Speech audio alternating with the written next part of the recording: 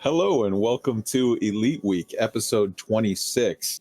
We're recording this Saturday, July 25th, and this is going to be a very sort of probably short, very, very loose form, not following any of the sort of rules Elite Week, because I'm just sitting down to have a chat with a guy from the community that I'm sure a bunch of you know. So without further ado, welcome the pilot. Hi, Kai. How you doing? I'm all right. Thanks, man. I've got to say, my history with you is long and sort of interesting. I've been a fan of yours for a long, long time, basically since day one of me playing Elite with your, the pilot, the ship reviews sort of series that you've done. And I absolutely love and adore that entire line of videos, man. They're just fucking awesome. And yeah. And thank you very much, man. Hey, no problem. I 100% mean it. This is not a thing that you say like because someone is there and you're interviewing them. This is something I absolutely mean.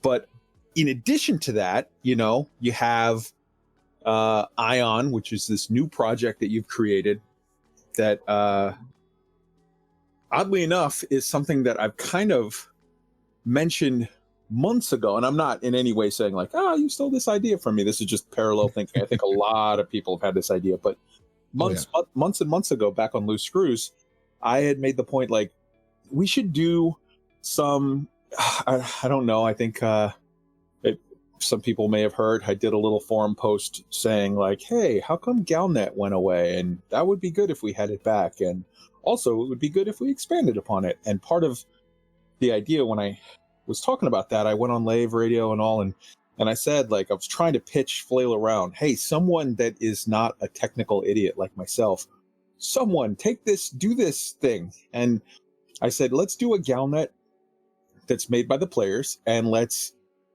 figure out some way to just put it even in the cockpit where we could play it through like EDMC or something. And lo and behold, months and months later, someone had the same idea and created it. I'm sure completely like having no clue that I had mentioned anything of the sort, but you actually went out and did it and made it. And it's an awesome thing that has just sort of hit the scene in the last couple weeks. And go ahead. Actually, it was funny is that we lost Galnet at December 2019.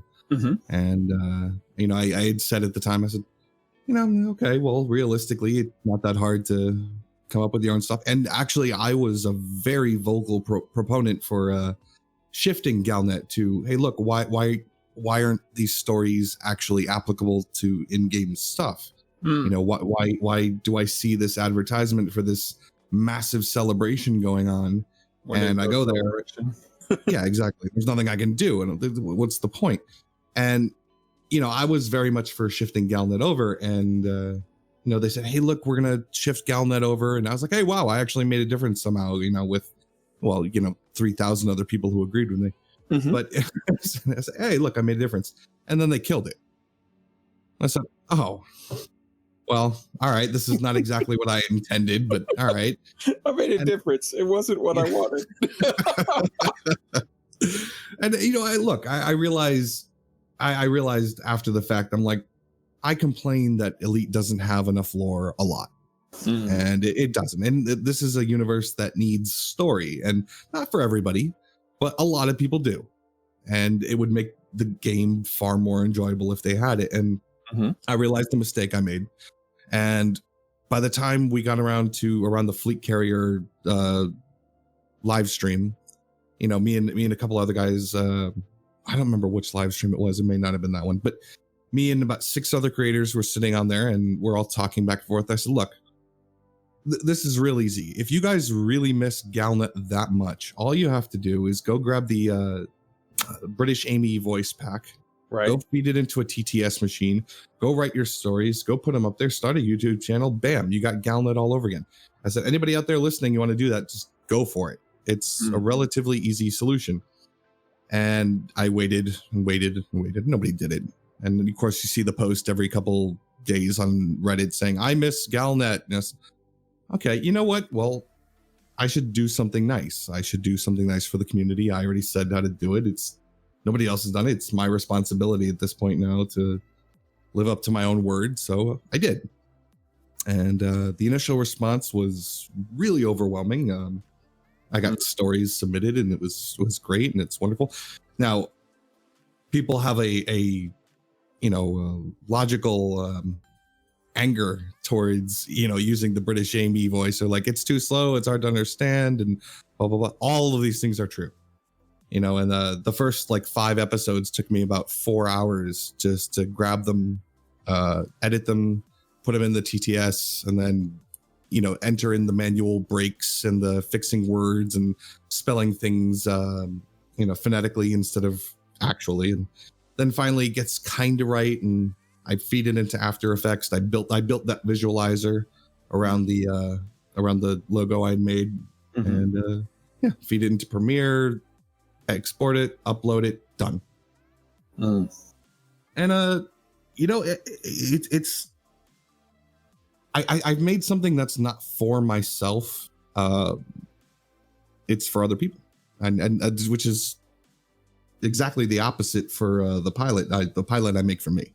I make all those ship videos for me first, and I try to be flexible and gracious to the people who watch it, and the company, or the ship that I'm talking about, the game I'm talking about. I try to be accommodating and everything like that, but they're for me. And anytime anyone tells me, hey, don't you shouldn't say that, keep politics or keep this or that out of your videos, I'm like, no, screw you, it's mine. I can do whatever I want. In the end, you're a person who's creating a product, and that product isn't soap or Mars bars or a Toyota. That product is sort of art. This is now, it's a video, it's a whatever, but it's art. It's subjective. It's whatever you want to say. And I think that people absolutely have the right to say, oh, I don't like that, in which case you absolutely have the right to not watch it, but you don't have the right to say, change your art to meet my tastes. Exactly. I'm like, if I get an occasional comment, I didn't like this, it's really all I can do to hold myself back to write back, I don't care. But look, I that's just me being defensive and rude, and I try in general not to be that way, because nobody likes that guy, and I don't need to bring more nastiness into the world, so fine, whatever. But I mean, yeah, definitely I really want to, like, I don't care, Yeah, it seems to me that you're much more of a one-on-one guy.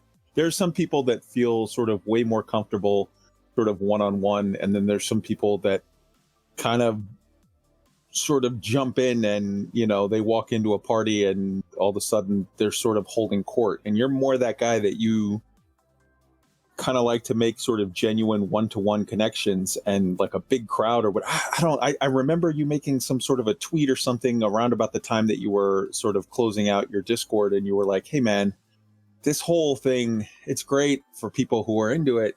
It's not my scene. I'm really uncomfortable. I just like to I just want to sort of be me and be over here, and do my own thing. Yeah. Well, yeah.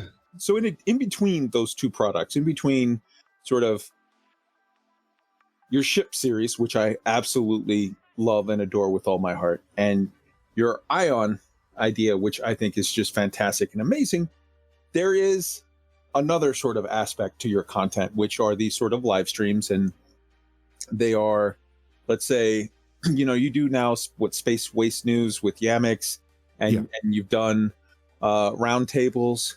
I think even at some point, some people have sort of set us at being at odds or something, because you had a series of roundtable discussions about fleet carriers, and I put together a roundtable group about fleet carriers, and I feel like there's a lot of people that are kind of like, oh, you think left and you think right, fight, fight, fight, fight. And it's like, I, No. yeah, like, number one, I disagree with a lot of your viewpoints on a lot of things. And I think it would be fair to say that you probably disagree with a lot of my viewpoints on a lot of things. But I mean, I can't think of anything right now, but yeah, it's probably a certainty. Yeah. Yeah. Fleet carrier. I'm talking about the whole fleet carrier thing and whatever. There were a lot of issues with it where I was like, this I think is awesome. This I'm not a fan of, but overall I think whatever. And I think that there was sort of some more frustration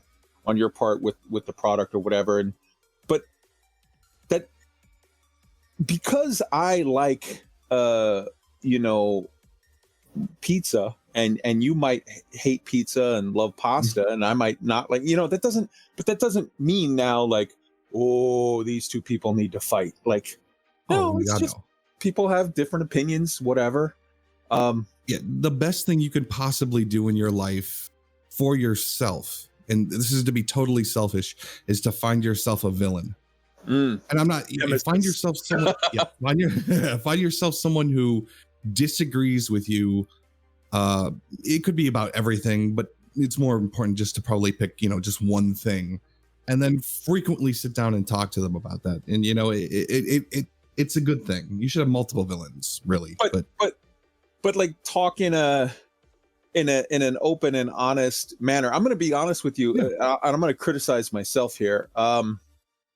I did a talk with Yamex a little while back, and we were talking about fleet carriers, and I think I overly hyped myself up for it to be a confrontational thing.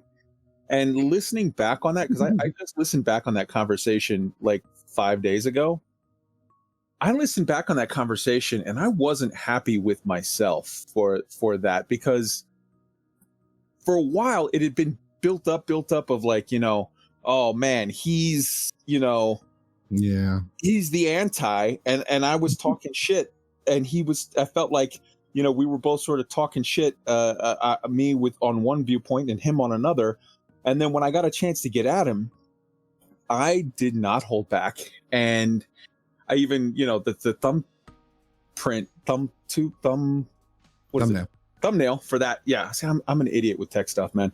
The thumbnail for that video was literally, I took an MMA face off and I put his icon on one fighter and my icon on another fighter, and I called it like the Great Fleet Carrier Debate or whatever. And looking back on it from now, like, okay, the Yamex is sort of a character, and when the mic is rolling, he goes off and he does his, he's the Latvian stallion, he's the over the top, whatever. He's actually a really nice guy, isn't he? He's such a sweetie. When you turn off the mic, he's such a sweetie, and he's very, very chill and very like, and the thing is I don't think he wants people to know that. I think he kind of is cultivating. And I literally started off the interview with, so basically what you're saying is you're cunty because you care. And it's like, he laughed, didn't he? Yeah, but like, I looking back on it now, like, I think I think a lot of the viewpoints that I would take issue with of his are very similarly held by you, but I'm trying to approach this conversation in a different manner, because that's what life is. If you go through life and you're like, man, nailed it 100% every day, all day for my life, oh, you're an asshole. Like, and you're screwed. You have to kind of look at things and go, how could I have done that better? Like, be honest with yourself and be open to the possibility that you're wrong. Also the possibility that while you might think you're smart and you might think you're clever, there are other people who are also smart and clever, and God forbid, even smarter and cleverer than you. So, if you stop changing and stop learning, then you might as well be dead. Yeah. There was a great line. What's his name? The guy who played Professor Snape, Alan Rickman. There was a line that he had in January Man where he's like, some people are good, some people are bad, but so many people are just finished. And he had this disdain in his face when he said it, and I fucking loved him in that moment. That the way it's like, yeah, man, don't be finished, be growing something. But exactly. I feel like I lost myself in a rambling point there, but That's okay. That's how you know it's a good conversation. If you guys end up just kind of flowing to the next thing, hit me up with some fleet carrier things. You brought it up twice now. I really want to know how you differ from me. Well, here's the thing. I feel that my feeling on fleet carriers is this: the game Elite Dangerous, right, is a big sandbox, okay, and your ship is your shovel. That is what that is your primary tool, is your ship. It's your shovel. Fleet carriers are a bucket. The bucket isn't good. It doesn't make the game awesome. It doesn't do any magical thing to suddenly, oh, this is the greatest thing ever. A bucket isn't bad. It's neither a plus nor a minus. It's simply an option. Sometimes you're going to have just more fun with just your little shovel. Sometimes the shovel and the bucket can lead to interesting things. With regard to fleet carriers, I just felt like I look at a fleet carrier like a dump truck. Okay, and I know I'm mixing all kinds of analogies here, but like we've already gone from bucket to dump truck, but that's okay. It's fine. I'll hear you. So with regard to having it be, it's another option. It's another thing that you can use. But with regard to, is this worth it for me? Well, it has a cost associated with it, and as it has a cost associated with it, in that analogy, it's like a dump truck. If you have a massive construction project that you're going to, be doing, a dump truck is an awesome, invaluable tool that you're so thankful and lucky to have. If you just want to get back and forth to work and, on the weekend, go down to the Target and pick up some shopping, then, a dump truck is the worst thing ever. It's way too big. It gets shit gas mileage. It's hard to park anywhere. You can't take it through a Starbucks drive-through. You're going to, rip off the side of the, the overhang and all the stuff. So it's good if you have a use for it. If you don't have a use for it, it's not great. It's not, so I always thought with regard to fleet carriers, man, the people who love it, let them love it. The people who don't, okay.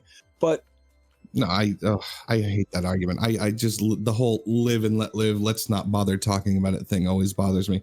Well, I'm going to make this, stupid easy though. Okay. Tell me what it does. What do you mean? What does it do? What does the fleet carrier do? It gives the player a vast amount of control to do whatever they want. They can have a station. They have a yeah, and I recommend that you have a joystick if you play this game. You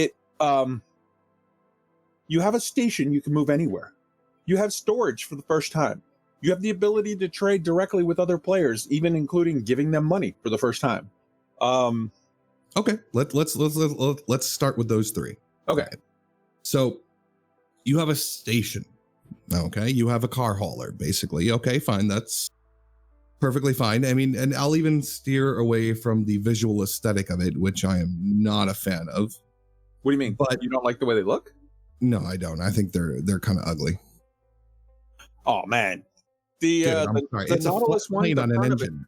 The front of the Nautilus one looks like that thing from 2010, A Space Odyssey. I've seen that. I'm not a big fan of the paywall behind that one either, but whatever, it's fine. Okay. If you want, we will touch on aesthetics fairly easily. It's a flat plane on an engine housing. Okay. I would have preferred ultimately something with a hangar, something with like a little bit more narrative influence to it, like something so big that I have to fly my FDL into the side, into this little docking bay where I can land the ship, and maybe there's multiple docking bays across the entire thing, etc., etc. This is just a flat platform with an engine on it. Yeah, but guess what? So's a aircraft carrier. It's just a flat fucking thing that goes through the water. It's the most utilitarian form. If you're talking about man, I would love to see some Battlestar Galactica type shit or Star Wars type shit, okay, yeah, I can see aesthetically where that could be cool or whatever, but the realism of space is that it will probably end up being sort of the simplest possible answer, which Again, look at a fleet carrier. It's a boat. It's got a flat top. I will give you this, that a actual aircraft carrier is shaped and looks the way it is because it has to be. It is utilitarian in what it is. Okay. We're also playing a video game about being a thousand some odd years in the future.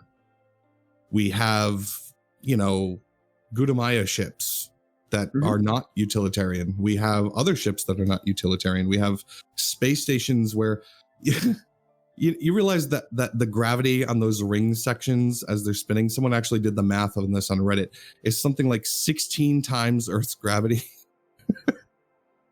as they're moving around. If you're on the apex of the freaking ring as it's spinning. Holy shit, imagine then how much the noob hammer ones must be.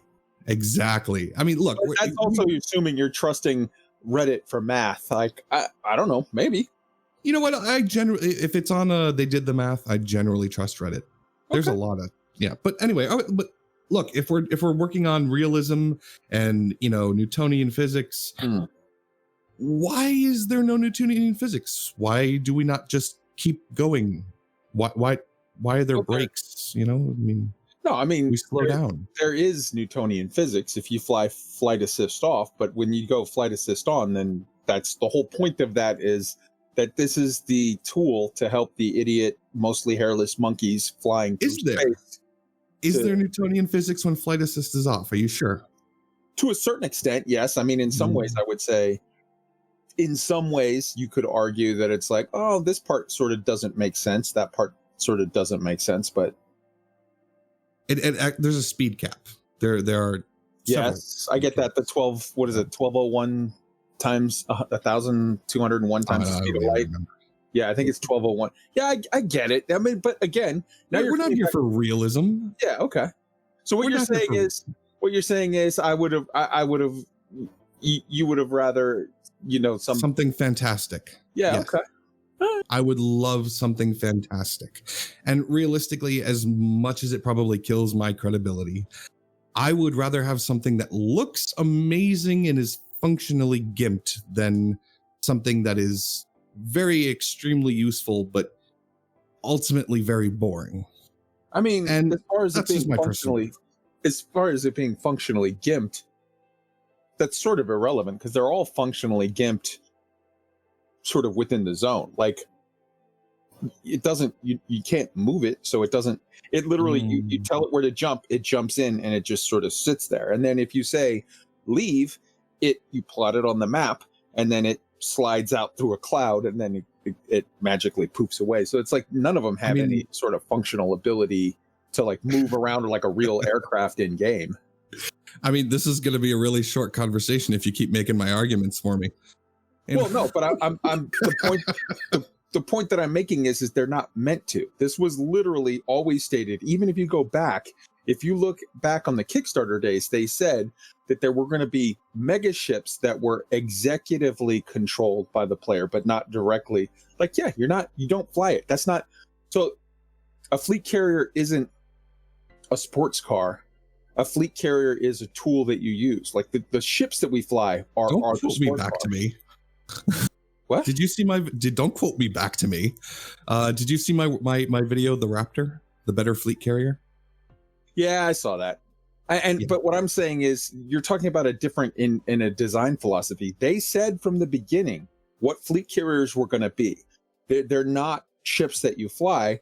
They are an add-on. They're not meant to make you they're not meant to be fun in and of themselves the way that a ship is. They are meant to give you the freedom to use your ship to have fun in places. So if you have one supporting yourself out in the middle of nowhere as an explorer, that gives you freedom and abilities to do stuff like swap ships out or swap out loadouts or do whatever. That gives you the ability to be out exploring out in the ass end of the galaxy and then find some Pamesh type planet with amazing canyons and say, fuck it, I'm going to hop into a little Viper and tool around and do some crazy canyon running and then come back and get back into my exploration ship. Or fuck it, I'm going to do it.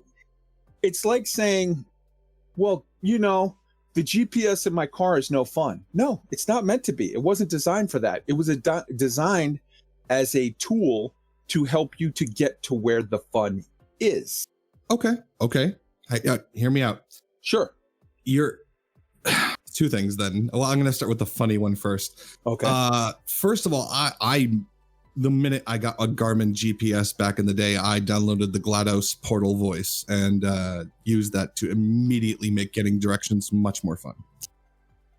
Two, you said it's not meant to be fun, which I can totally attest to that they have succeeded. But wait. But if you make that point, you have to also concede the point that you can use it as an explorer if you use it. The point that I just made about if you want to go canyon running in your little, Fetty Eagle or whatever. Do you not acknowledge that point that you can use it to give you the freedom to have fun? I'll get there. Okay. But I will say to that point, I would rather have my fleet carrier be fun and not executively controlled or used as a tool to get more fun. Because if I can directly control it, a la the Raptor, I can also leave the cockpit, go down to my hangar bay, grab my tiny little fighter, and go down into the canyons that way too. I want to be able to, I want my cake and eat it too. I want to be able to have fun with this thing in addition to letting it give me more opportunity for fun. Okay. And I don't think that's unreasonable. I would like to respectfully submit that if that's the case, you should go make a game that does that. Because in this game, they specifically said all from the beginning that capital ships you would use executively. You wouldn't be flying them. They followed a consistent design philosophy on this one point. Maybe on some other points you could say, well, they abandoned this or they abandoned that. But on this one point with fleet carriers, this was always designed to be this way. This was always designed to be a thing where you can't live that way.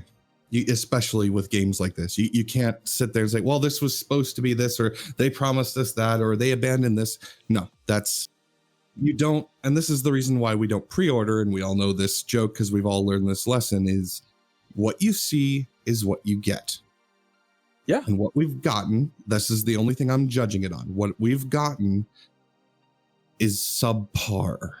I disagree with you on that. I honestly, fine. I have my fleet carrier. I love right now. I don't have my fleet carrier. I'm going through withdrawals. I'm missing it. I promised and lent my fleet carrier out to the Buckyball Race Club. Right now, my fleet carrier is the Keys Cut While You Wait, the one that they're using for the race. I get it back. I did that story, yeah.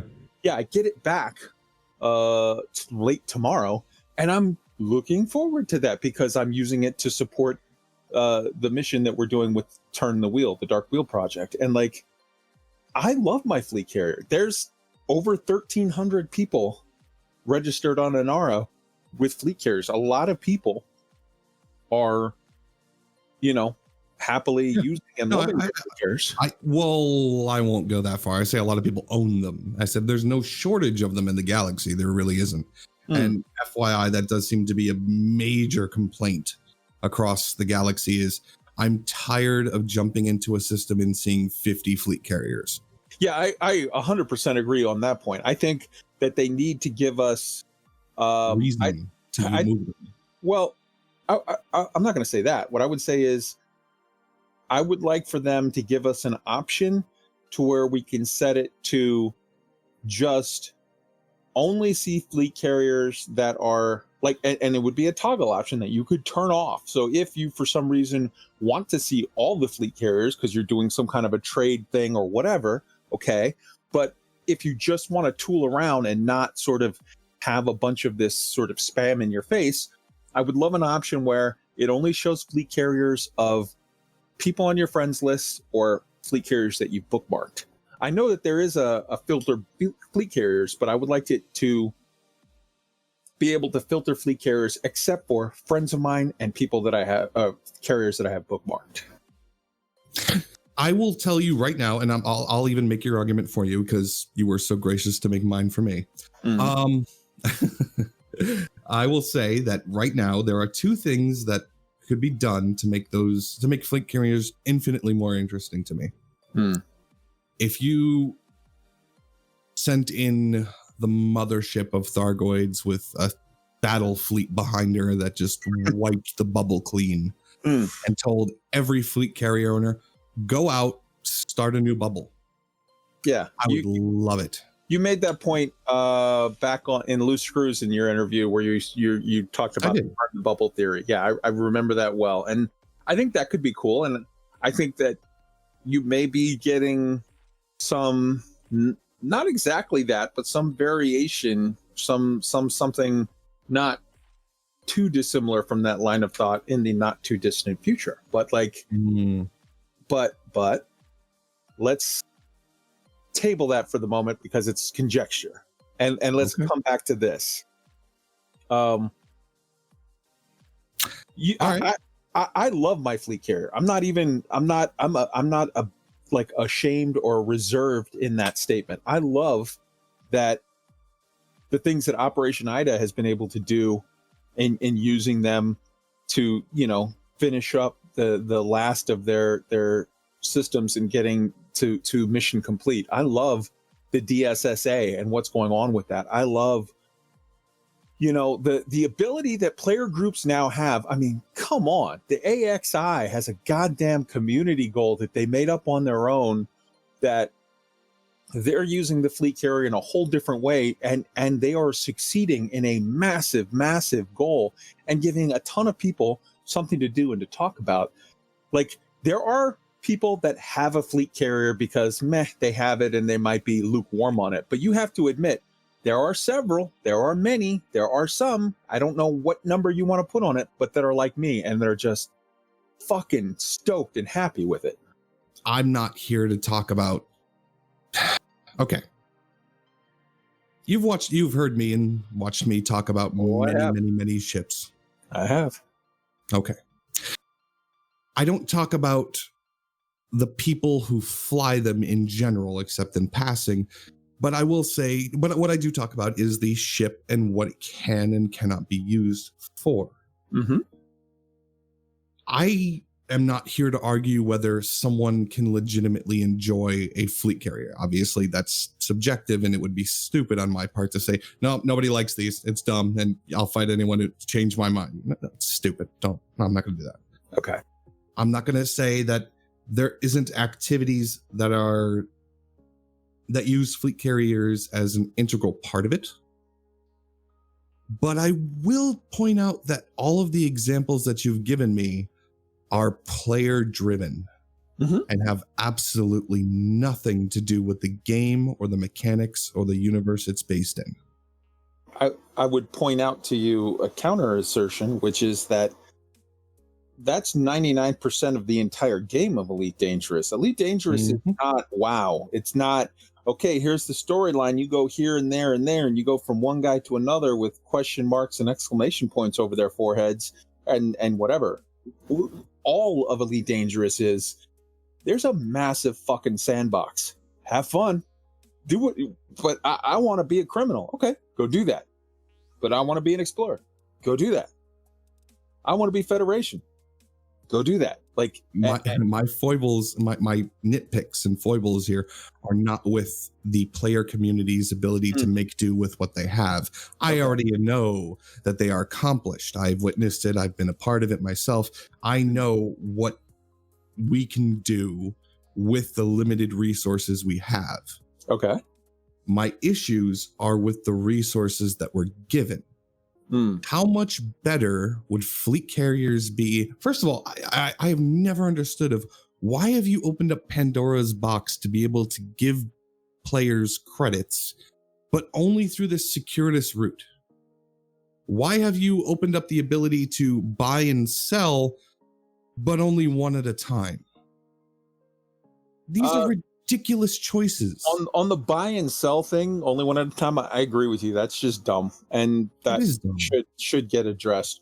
With regard to the why are you making it available for players to sort of trade money but through the circuitous route, I would cite as the prime example for that your very interesting and heated exchange with Exegius that you guys went round and round for about 40 minutes, and you guys actually got heated. You stayed civil, but at one point you made some kind of a comment or some kind of a whatever, and X even was like, "Hey, yeah, I know it's my show," and it was like, "Ooh, okay, all right, we're getting in our feels a little bit here." So like, but I fucking love that conversation. I love, and for the record, I was on your side of the sort of thank you. civil libertarian idea concept of the argument of like, no, man, yes, yes, you are going to have some RMT that's going to creep in, but it's such a small amount of it compared to the vast amount of freedoms that you are going to open up for player to player interaction by introducing this. And he was on the protectionist side of, I mean, he literally said it. If they introduce that, if they introduce the ability for players to sell to players, that to me is straight up RMT, and I'm going to delete all my stuff on stream. And I was like, whoa, that was a very strong point to take. And I'm glad that he subsequently hasn't. He's sort of adjusted his viewpoint a little bit to maybe sort of make room for the fact that it's like, okay, this is whatever. But I think that circuitousness that you mentioned, like, well, how come it kind of, you have to have sort of these hoops and whatever. I think it was specifically aimed at trying to allay the fears of the people that were in his camp on that argument. I don't. Okay. I think it was lazy. That's it. I do. I think that the mechanic was pitched, created, slapped on. Nobody thought about an economy role. Nobody thought about what it would do to players. Nobody thought, what if they want to sell more than one thing at a time? What if they want to buy more than one thing at a time? I guarantee you. That was not the focus of the thing. It wasn't the focus of the fleet carrier. It was just added on there. And you could tell that that kind of methodology pervaded throughout the entire design of it. As Yemix pointed out, when we did that conjoined fleet carrier review, this thing is surprisingly balanced because of the things that they did wrong. How badly it interacts with the universe and the galaxy around it is the only thing that keeps it in check. And if you fix these things, well, like with buying and selling, how great would it be if you could buy and sell multiple things, right? But what that would do is it would immediately break any the fake economy that we have going on. To be clear, just in case anybody is mishearing or misinterpreting your words, you can buy and sell many different things. What you cannot do is buy and sell the same thing at the same time. And I agree with you that you should be able to do that. But like, you can have buy orders and sell orders for a bunch of stuff up on your carrier manually. What do you mean? You see what I'm? Well, okay. I mean, of course it's manual. It's your choice. You're deciding what to buy and sell. Yeah, I know, but you could. All right, let's move on to something else then, because I'm just going to fudge up on my words there. Okay. I think. All right, so I think maybe the single biggest gripe that you guys have with fleet carriers, and one that has been echoed, I think, through a large group of the population, is that you guys hate anything to do with the concept of upkeep cost. Yeah. I am not a fan of upkeep. I will totally give you that. I don't understand why I don't own this thing. Why don't I own it? Let me answer that and see. Let's hash this out and see where we can change each other's viewpoints or maybe open each other up to the possibility of something in between. Can I just real quick, can I preemptively cut off the argument that everyone wants to make? Sure, go ahead. All right, you're gonna turn around and say the reason that we have upkeep is because if you didn't have upkeep, then eventually it'd be like Eve, and there'd be abandoned fleet carriers all over the place, and it's just a nightmare, and it's all about server upkeep, and you have to get rid of them, et cetera, et cetera. And in that case, I will say, no. Nope. But go ahead. Okay. In that case, I would say that there's an easy way of putting these things that if nobody's been on this fleet carrier in 60 days, then it just disappears from the universe. It gets put in an invisible lockbox, and the minute they log back in, it can come back online perfectly fine. Okay, But go ahead. cool. So here's the reason why you need upkeep costs for fleet carriers. Because let's say for a moment that you're playing, I don't play those shooter games. You're playing Fortnite or Call of Duty or whatever, right? Okay. And somebody gives you a mod that puts you into, the pilot god mode. So every time you sort of aim in the general direction of somebody, it's a headshot, and you have a force field, and anybody that shoots at you, the bullet just pings right off you and you don't get shot. That's going to be the most fun you've ever had playing God of War for about 20 minutes. And then you're going to uninstall it because there's no fucking point. It's boring as hell.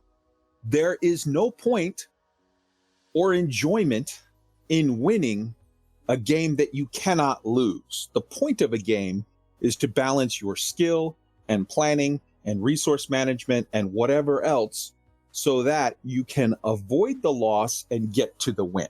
That's where the fun is in games. Okay. A fleet carrier. I thought Elite was a sandbox. You could do whatever you wanted. Yeah, it's also a game, as you just pointed out in the conversation like 10 minutes ago. Now, a fleet carrier is a big fuck off asset that gives you tons of freedoms. You have the ability to trade stuff. You have the ability to store stuff. You have the ability to jump 500 light years in one go. You have the ability to get to places that you can't reach in a ship. You have the ability to take a whole fleet with you and do stuff. You have all kinds of abilities to do things that you don't have generally already. And if it's a huge asset with tons of abilities, where's the balance? Where's the gameplay? Where's the downside? The downside is you have to manage your resources. You have to put it to a use. You have to earn credits or do whatever such that you get some use out of the thing. And otherwise, if you just buy it as a dick waving exercise and it's like, hey, look at me, I'm rich, I got 5 billion credits, I can do a thing, and you have no plan and you have no use and it's just a thing that's there, well, you're going to lose. You're going to eventually, you're losing money here and there until eventually it gets repoed or whatever. So I'm okay with the idea of getting rid of upkeep cost entirely. Yes. If you make fleet carriers destructible, because then you have a risk to lose. That would be amazing. But otherwise, if fleet carriers, and I don't think they can make fleet carriers destructible because the salt, all of the salt. I'm talking fat people at Pizza Hut levels of salt. It's just Wilford Brimley diabetes levels of salt. So, like, okay. Did you watch Burpitt's thing where they tried to get shot by a fleet carrier? Yeah, I did.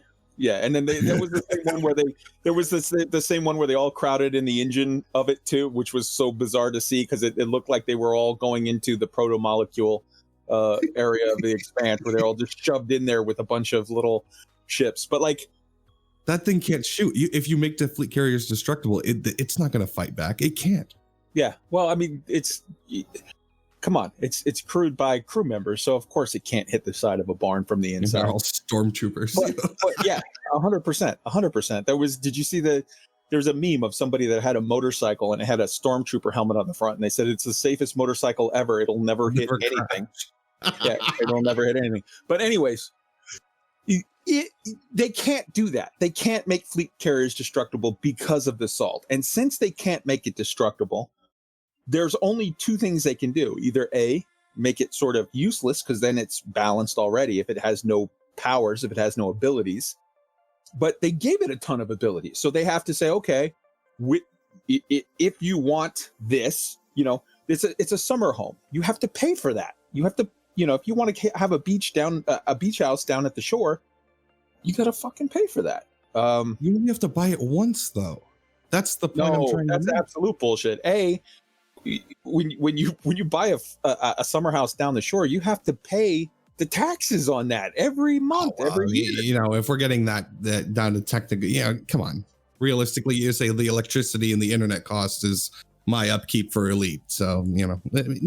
I'm just saying it's a huge fuck off asset. So it makes, you have to, the only way that you can't have, that you can get, like I said, get rid of the upkeep cost is if you make it destructible. Otherwise, tell me how can you lose with it? Once you buy it, once you save up to buy it, how can you possibly lose? And if you can't possibly lose, then what's the fucking point of playing?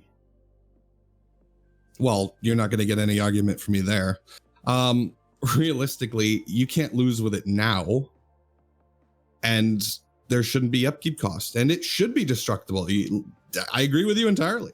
I would absolutely love to go and pirate the hell out of every single fleet carrier I see, knowing damn well that it can't shoot me. So guess what? If they put it to the Elite community as a vote, hey, we'll get rid of upkeep costs tomorrow, fleet carriers are destructible, you, me, and about 8 other guys are going to vote yes. And we're going to be shouted down by 99.9999999% of the community. Yeah, because most people just want the trophy, which is what we talked about earlier. All right. The people who make emergent gameplay or narrative or creation or anything like that, it's about 8 in every 1,000. So at some point along the way, I would say 3 or 4 months ago, it seems like, and please excuse me, I'm not meaning to be disrespectful in how I express this, but I'm just going to say it bluntly, and then you can we can talk it out. Sure. You went down the salty route. You got salty, and you started making things sort of more sharply critical and openly critical of Frontier. And I feel like your trajectory within the community sort of changed some. And maybe I could be wrong. Maybe these are just long-held beliefs or whatever that you've had all along. But when you were doing sort of ship review videos, it wasn't that apparent. And as you've done more sort of open streams and whatever, where you're talking about just the sort of daily news and happenings and going-ons and whatsoever of Elite, that sort of became more visible. But it seems like you kind of fell a little out of love with the game. Did you hit a bit of a slump in the game, or is it, tell me from your viewpoint, from your words, what you feel sort of changed, and when you feel it changed, and how you feel it's changed in your relationship with this game. I'll start off by saying I can't remember if this is something that we already touched on before we started recording or after. Realistically, well, I mean, I'm just saying different parts. Yeah, I will say that.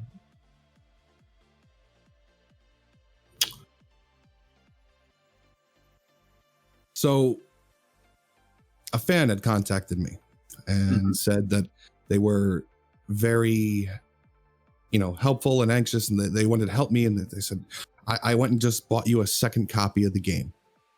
Nice. So, wow, that's really nice. That's really, gracious of you, et cetera, et cetera. And I attempted to go activate it on the Elite site.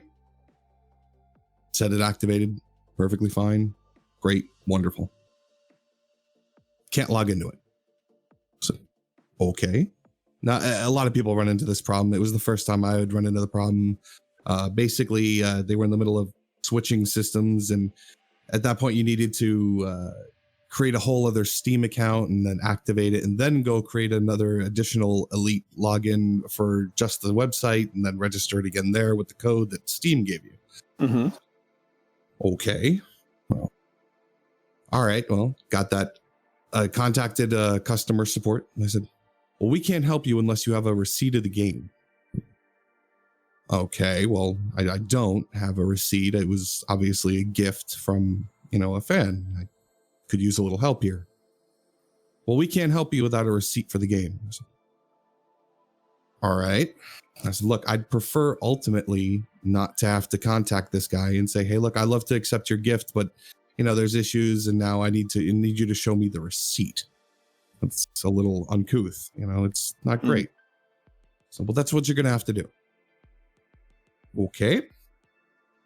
contacted the guy, said, hey, look, sorry about that, but I'm having trouble. They want the receipt, this and that. He's like, I'll get it sorted out for you. It's not a problem. Okay, fine. Contacts me a day later, says, oh yeah, I got it reset. All you have to do is create that second account and this and that, blah, blah, blah, blah, blah, blah, blah, back and forth. Okay, fine. So I created a whole new Steam account. I created the whole new registration. I did this, I did that. I went to the Elite website, registered the code, no good. So, okay. So I contact Paige at that point. If you remember, Paige was working at Frontier. Yeah. Contact Paige. I said, look, I don't mean to really escalate it to this point, but I don't want to swing influence or anything like that. But I'm having trouble here. A fan tried to help me out, this and that, blah blah blah blah. And she turns around, she goes, yeah, no, I totally understand. It's not a problem. Hey, next time there's something like this comes up, just contact me first. I'm like, oh, great, wonderful. I thank you very much. I appreciate it. Very cool. A couple days goes by, no response. Send her an email. Hey, what's up? She goes, yeah, I looked over the file. You're going to need a receipt. Paige, I already got the receipt. I got the whole thing reset. I did this, I did that. I even followed the correct steps. I already talked to you about this. She's like, yeah, I can't help you without a receipt. Paige, you just said if anything like this comes up again, there was even an implication that I could get in the second account from you. Nothing. No response. Fine. Whatever. Contacted the original guy, say, hey, look, man, I'm really sorry. Just get a refund for yourself. I don't need the second account. It's fine. He's like, are you sure? I'm like, yeah, it's fine. I'm good. It's fine. I tried not to let that affect me. But I mean, you can hear in your voice that it definitely sort of did. It's not a great first impression of dealing with Frontier, the company. But I also understand that it's Frontier, the company, not Elite Dangerous, the game. Okay. These are two different things.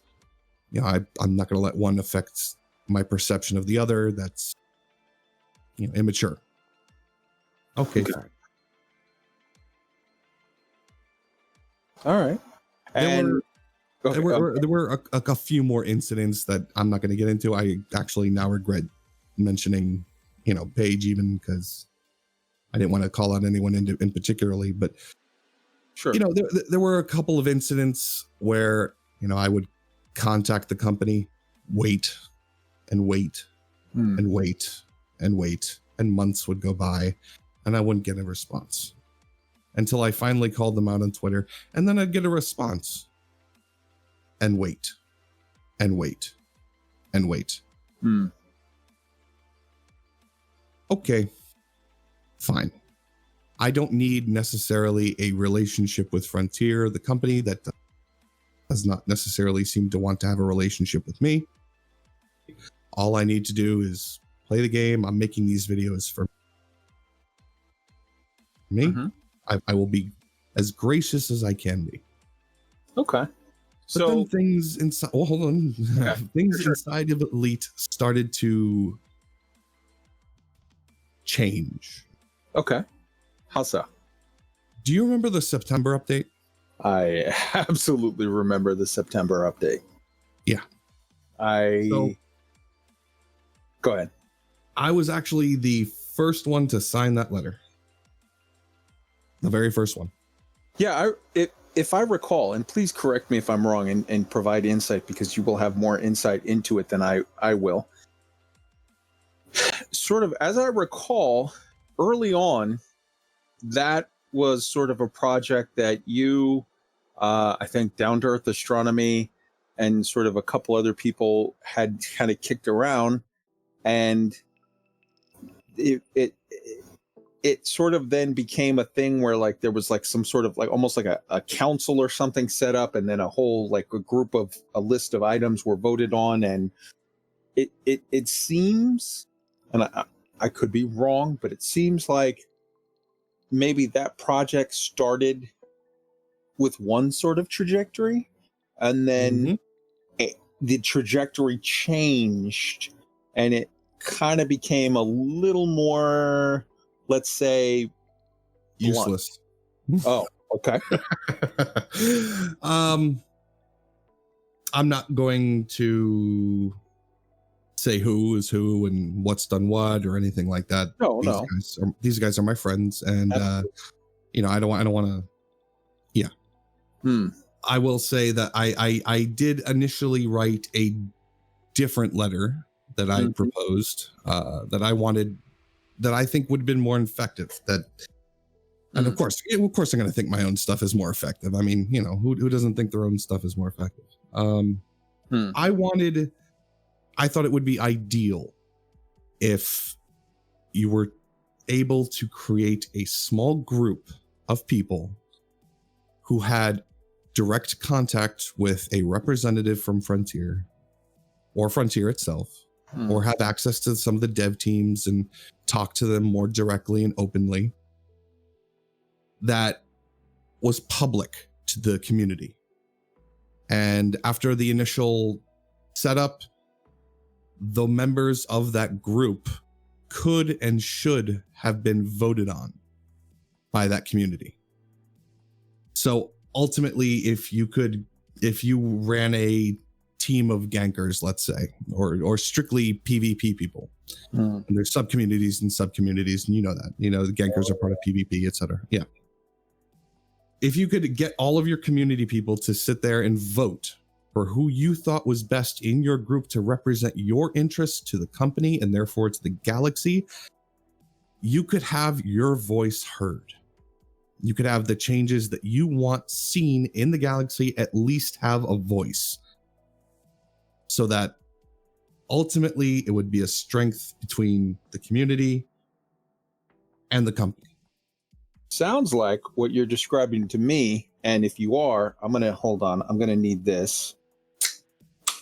I'm going to need to crack another drink, because it sounds like you're describing the Galactic Council from Eve. I am absolutely 100% describing the Galactic Council from Eve. Okay. I even grabbed their original charter, the one that's, no longer in use. Yeah. But yes, I grabbed that original charter. I said, this is what we should be basing this off of.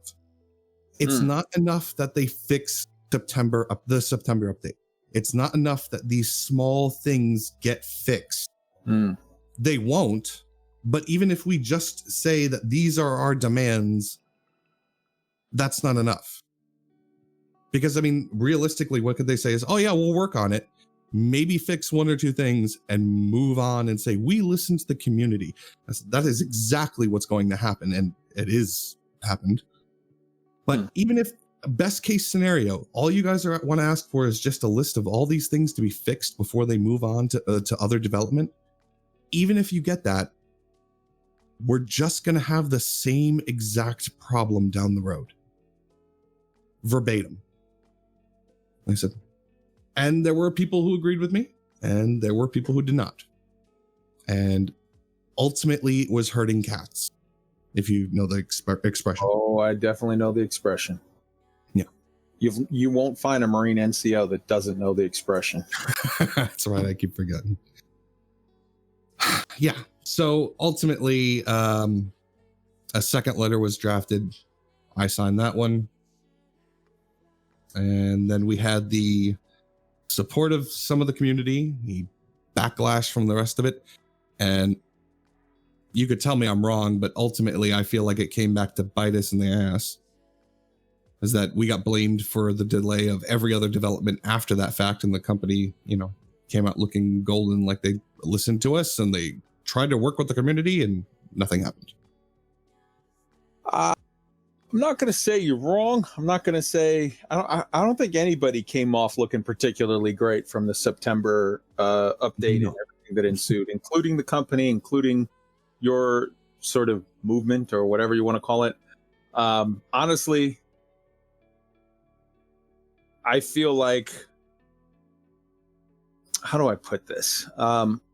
There can be times where someone can do something that you're not a fan of, and you could tell them bluntly that you're not a fan, but that may be sort of less likely to be useful to your cause, or you can try to sort of handle it diplomatically and not to say that telling somebody off from time to time wouldn't be warranted, but just to say that it might prove to be less effective than sort of approaching things in a way more genteel way. There's mixed philosophies on the letter that came out. I didn't particularly care for it. I thought it went a different way. What didn't you care for? I'm sorry? What didn't you care for? Was it too hard, too soft, too what from the final product do you wish, if you could go back right now and if you had absolute control over it, you would have said, let's do this way? You may have noticed from talking to me that I'm fairly blunt. Seem nice to me, but I'm a Marine. I'm a horrible judge of that. Oh, no, when I say you can't tell that I spent some time around military people growing up. No, not at all. I'm a blunt individual. I don't like to waste time unless I feel like there's a reason for it. Okay. If I'm doing it for humorous effect or, yeah, I mean, that's the point. But in other words, I like to get to where I'm going. My own letter was along the lines of, I don't want to come off as insulting, or we don't want to come off as insulting. We want you to know that we appreciate the game. We appreciate the work you do. We appreciate the world you put it, the work you put into it, and the world as it stands. However, these are glaring issues that have been ignored. They've been overshadowed. They need to be fixed. And the September update is an example of exactly just how bad this has gotten. We would like to help you. The whole idea of beta servers was from that letter. You need to establish a permanent beta server that we can come in and test these changes for you. We need to establish an infrastructure where we can communicate with you, where we can give you proper feedback, where we can be assured if problems are going to be worked on or not. We need some amount of accountability, and we would like to work with you to get that done. That's it. It would very, I don't know. I might be able to find it if I dig for it somewhere, but along those lines. I felt like the letter we ended up pushing out was a bit too wishy-washy for my taste. But okay. Realistically, though, that's not the point. It's you support the choices that the majority made.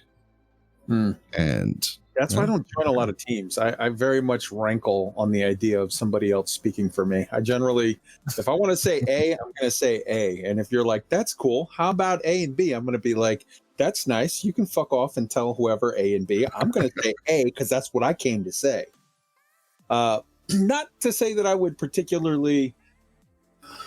I think the whole issue with that is not so much even like. I feel like you're going to get maybe a prickly response from a company who's going, okay, you're a bunch of people that are now sort of trying to sort of grasp a certain amount of power that we're not willing to give.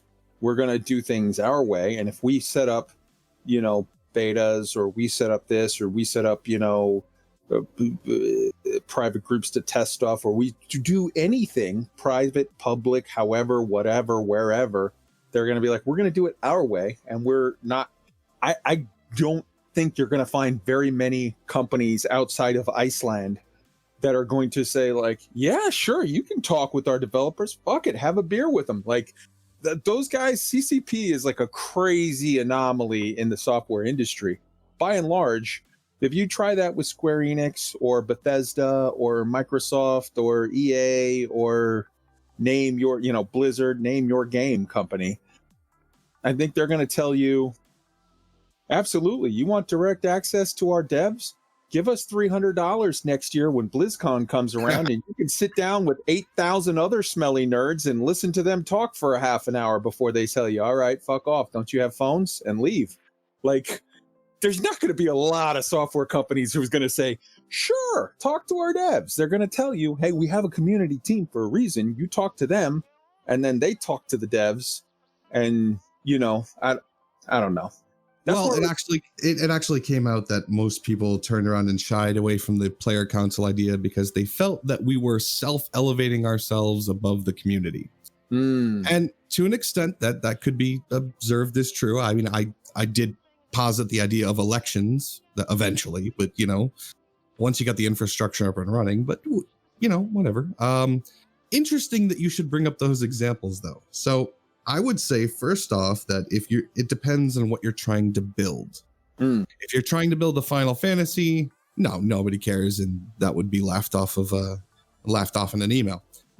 If you're trying to build an online persistent MMO with at least halfway shaped economy or a fake economy, or if you're trying to grab a player base that you want to live in your game for the next 10 years. Are you referring to Star Citizen? Maybe a little. Okay. I'm going to have to stop you right there and say you're going to have to refer to or Eve actually happening. That's what I said. Eve, yes, but that's when I said I started off, dude. Eve, like when you go to the Eve, what was those Eve Fests or whatever, literally you're talking about game developers. They made a video that they released at their Eve Fest where it was, we're CCP, we march on tirelessly. Excellent is what we strive to be. If you want to follow us to the top, harden the fuck up. And then they released, the devs released a video of them rapping that. And then they turned around and that was their actual response. If you contact customer support and say, hey, Goonswarm Suaz just stole my Titan, they will send you a response that says, HTFU, harden the fuck up. In their game, they specifically say that if you get robbed, if somebody hacks, steals your stuff and whatever, like that's a game mechanic. Yeah, that's actually, there's a story in Eve of a crazy fucking Russian corp that they attacked, and when a guy brought in his super cap ship, when a guy brought in his Titan, right? These guys had socially engineered what apartment building he was in, and the Russian group cut power to the building, which left his Titan exposed. It immediately got tackled and got taken down, and he lost his ship. Like, that's beautiful. Okay. On the one hand, as a crazy person, I can tell you that I kind of agree with your statement there. But on the other hand, from a software development corporation standpoint, again, name me a company outside of Iceland that's going to do that. Now, see, funny you should mention that you talked about Blizzard, and they say, okay, fine, give us $300 and come to the next BlizzCon, blah, blah, blah, blah, blah. What if I told you that, World of Warcraft had a secret player council of people who have been in the game for so long, and you do have direct lines with the devs, and you get to talk about what's going on with your community, et cetera, et cetera, et cetera. I would say that I don't really believe it. I would say that I believe that there's a certain amount of, there might be some people that have been around for forever that are inside that might be sort of content creator type, whatever, that have some inside access. But I don't feel that there's some secret council but I actually don't, I played WoW hardcore and then I noped out of that a while back because of some of the design decisions they made where I was a WoW raider. I was a vanilla WoW raider, and I raided also Lich King, and we had server first Illidan kills and all this stuff, Black Temple clears and whatever. And then I saw where it was going. It was getting more and more people were complaining, oh, this is too hard. This is whatever. Oh, they've got shamans. I want paladins. Yeah. And they started to homogenize stuff and they started to suck all the life out of it. And I was like, yeah, no, I'm good. I'm out. You know they need to do that, right? Otherwise it becomes the Jenga tower. Yeah, but it also Jenga takes tower features for me. Yeah, no, I totally get it. If you lose your ability to exploit a certain class with items with the spell count with this and that, blah blah blah blah. No, then why did you point all that? Okay, I'm not talking about that. The ability to exploit or whatever. I'm talking about just flavors, having stuff where it actually makes it interesting and unique. When you homogenize everything, it loses the interest for me. Now see, what do we call an exploit versus intended gameplay at that point? Well, I'll give you an example. Intended gameplay, obviously, for the last year and a half has been mining is crazy fucking strong. That's intended gameplay. This SLF mining thing is an exploit. So I would say that's where you draw the line. Even if it's something that I personally disagree with, even if I look at it and go, mining's a little stronger than where I would have it. And obviously Frontier have agreed because they've attempted, no, just I'll admit it, disastrously as far as the .3 patch goes. They've attempted to sort of start it to roll that back and fix it and bring it in line. And it's broke right now. It'll get fixed next week, whatever. But I think, I just interviewed Arthur and Steven last week, and we talked for a good bit about that. And we talked about the .3 patch. We talked about, and I told them, like, I don't think that all things need to be equal. I'm 100% okay with the idea of mining being stronger than other things just from a financial standpoint, because there are different reward levels and things for different tracks, i.e. you don't get to put your name on a planet when you're mining, only when you're exploring. You're not going to have those crazy, fun, silly moments when you're mining. It's that you have when you're doing combat. But I feel that even having said that, even with the idea that I think mining should give you a little more direct monetary value than other things, I think that with regard to combat, they could still sort of double or triple the payout without it being still as high as mining, and maybe have some additional reward in the form of maybe high end like G5 mats, upping the materials a little, like doing something. I think for exploration, if they were to keep, you have a unique benefit there if you get to put your name on shit. That's awesome. I think maybe you could afford to up the money just a little bit. And then in addition to that, you could afford to, I think there could be a mechanic where maybe as an explorer, you could do a Da Gama or a Columbus type situation where you're like, I am exploring in the name of, Leon Ree. Well, I'm doing it for Edward Mahan. And you could go out and maybe there's some way that some portion of your exploration or whatever could get funneled to your power play or to your PMF or something. I think they do need to find ways to increase the rewards for everything that's not mining. So what if I told you that there already was a secret group of people who talk with elite devs? I would say that's awesome. I hope to God you start doing it better so that some maybe better feedback can come back and some things can happen better. So I got to tell you, I found that one out about 2 months ago. That was pretty much the nail in my coffin right there. That for hope is that the thing that I had intentionally designed in my head is a better way. Yeah.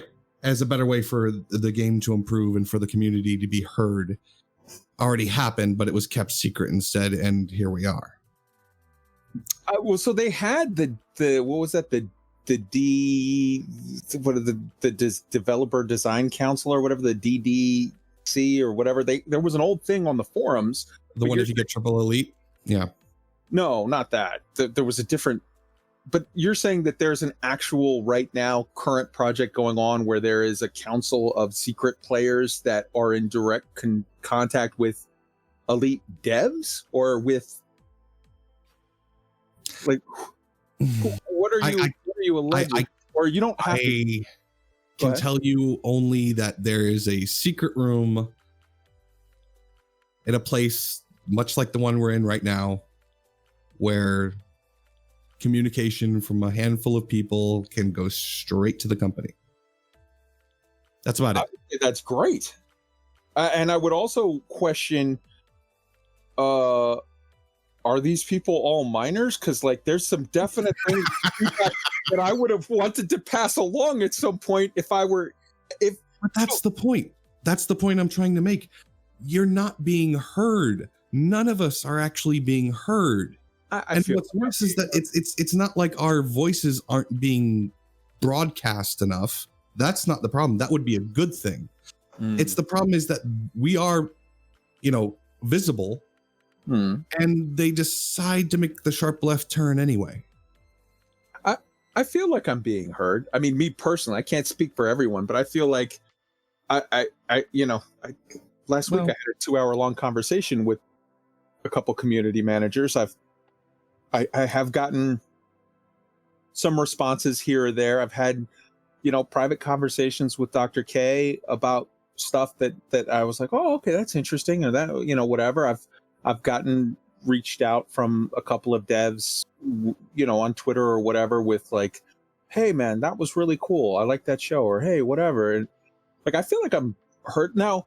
Yes, there's always room to feel like you could be heard more. Here's where I'm gonna, if there is, let's say for example that there is the secret room that you're talking about on a Discord somewhere, would I turn down an invite? Hell no. I would gladly go in there and I would kill them with, I would write up, that's probably why I don't get an invite. I would write up page-long reports with ideas.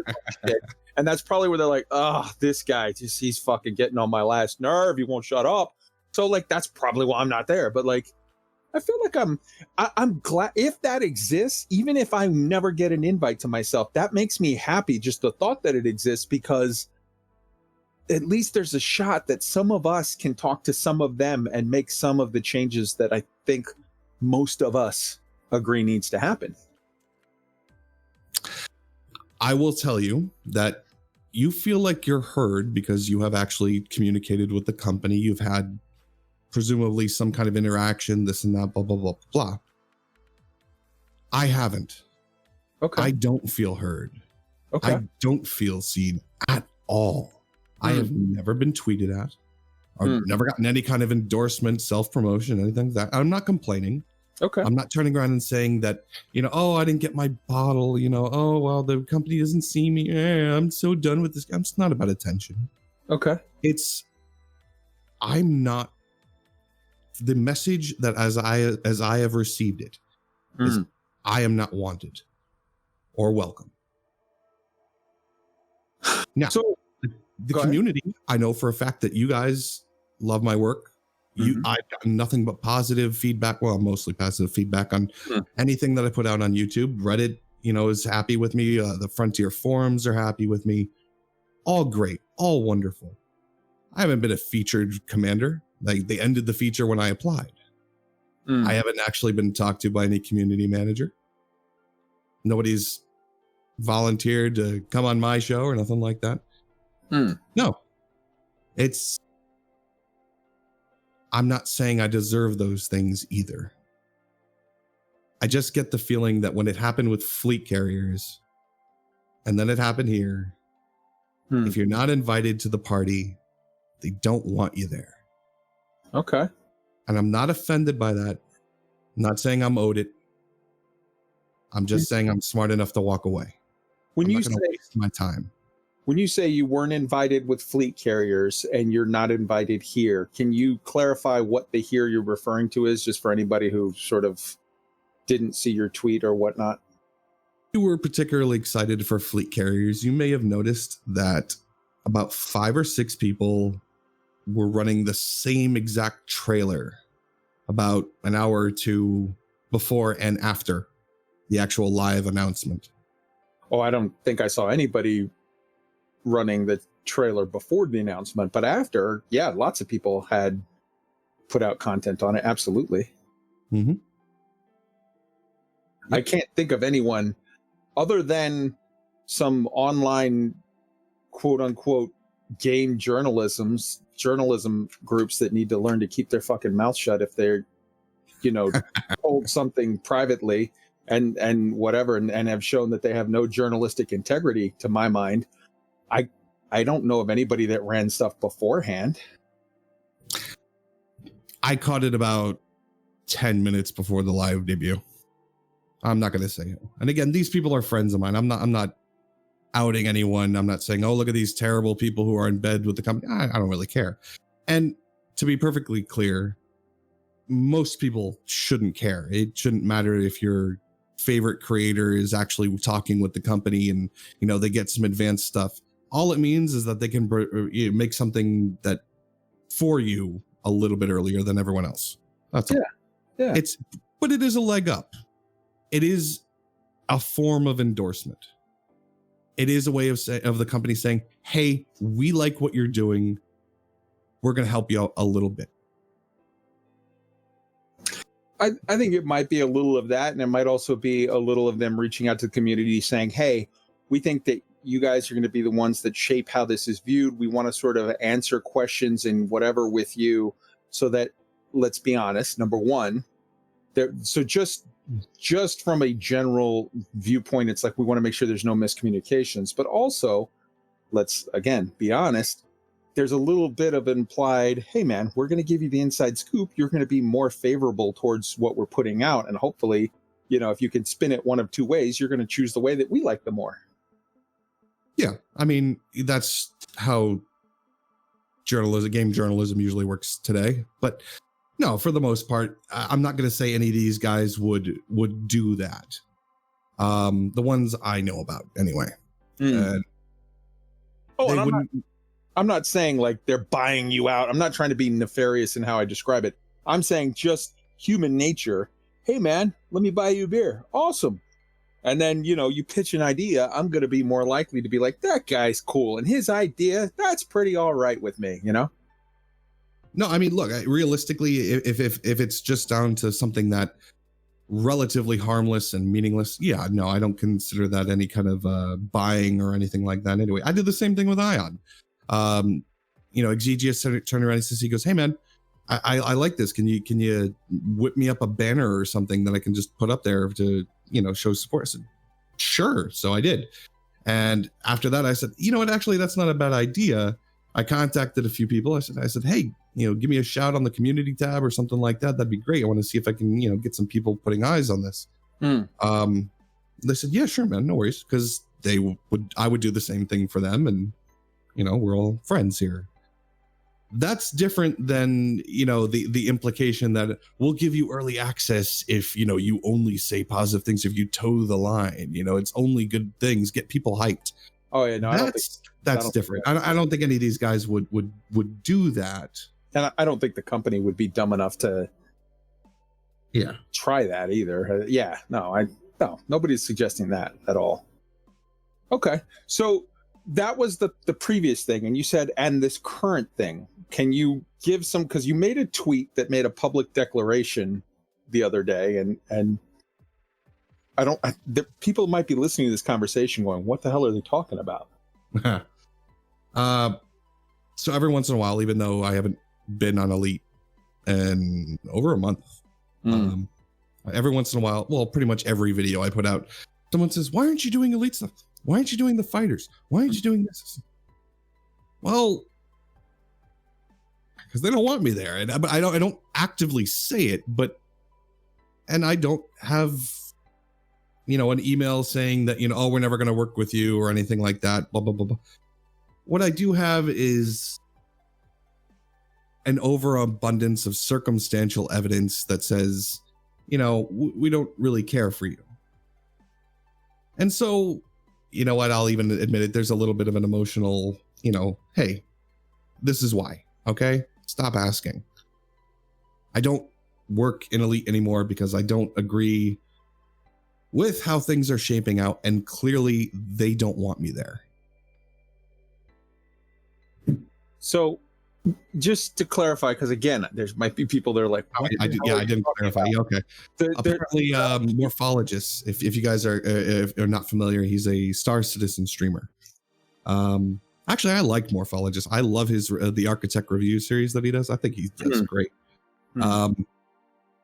He apparently said something on the stream about how he got access to Odyssey, and you know how he's going to be one of their he's on that campaign and everything like that, but he can't talk about it because he's on NDA.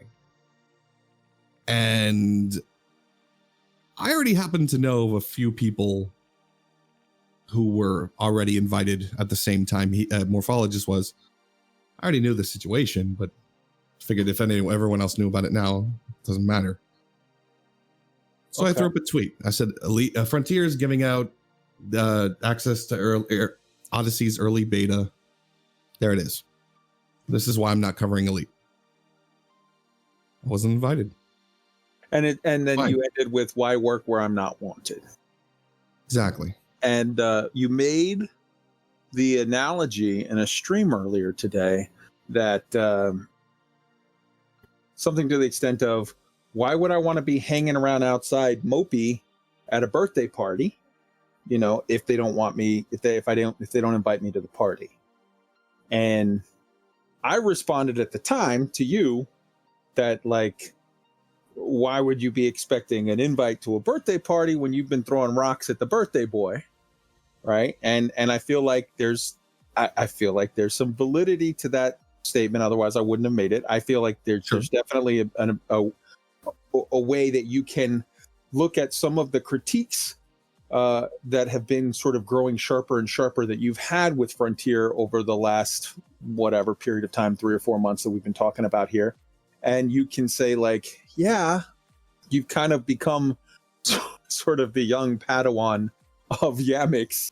And I think there's sort of some ability from the company's viewpoint to look at it and say, we're not too thrilled with some of the sort of streams that Yamix and the pilot have put out recently, and some of their observations and maybe the way that they've chosen to express themselves.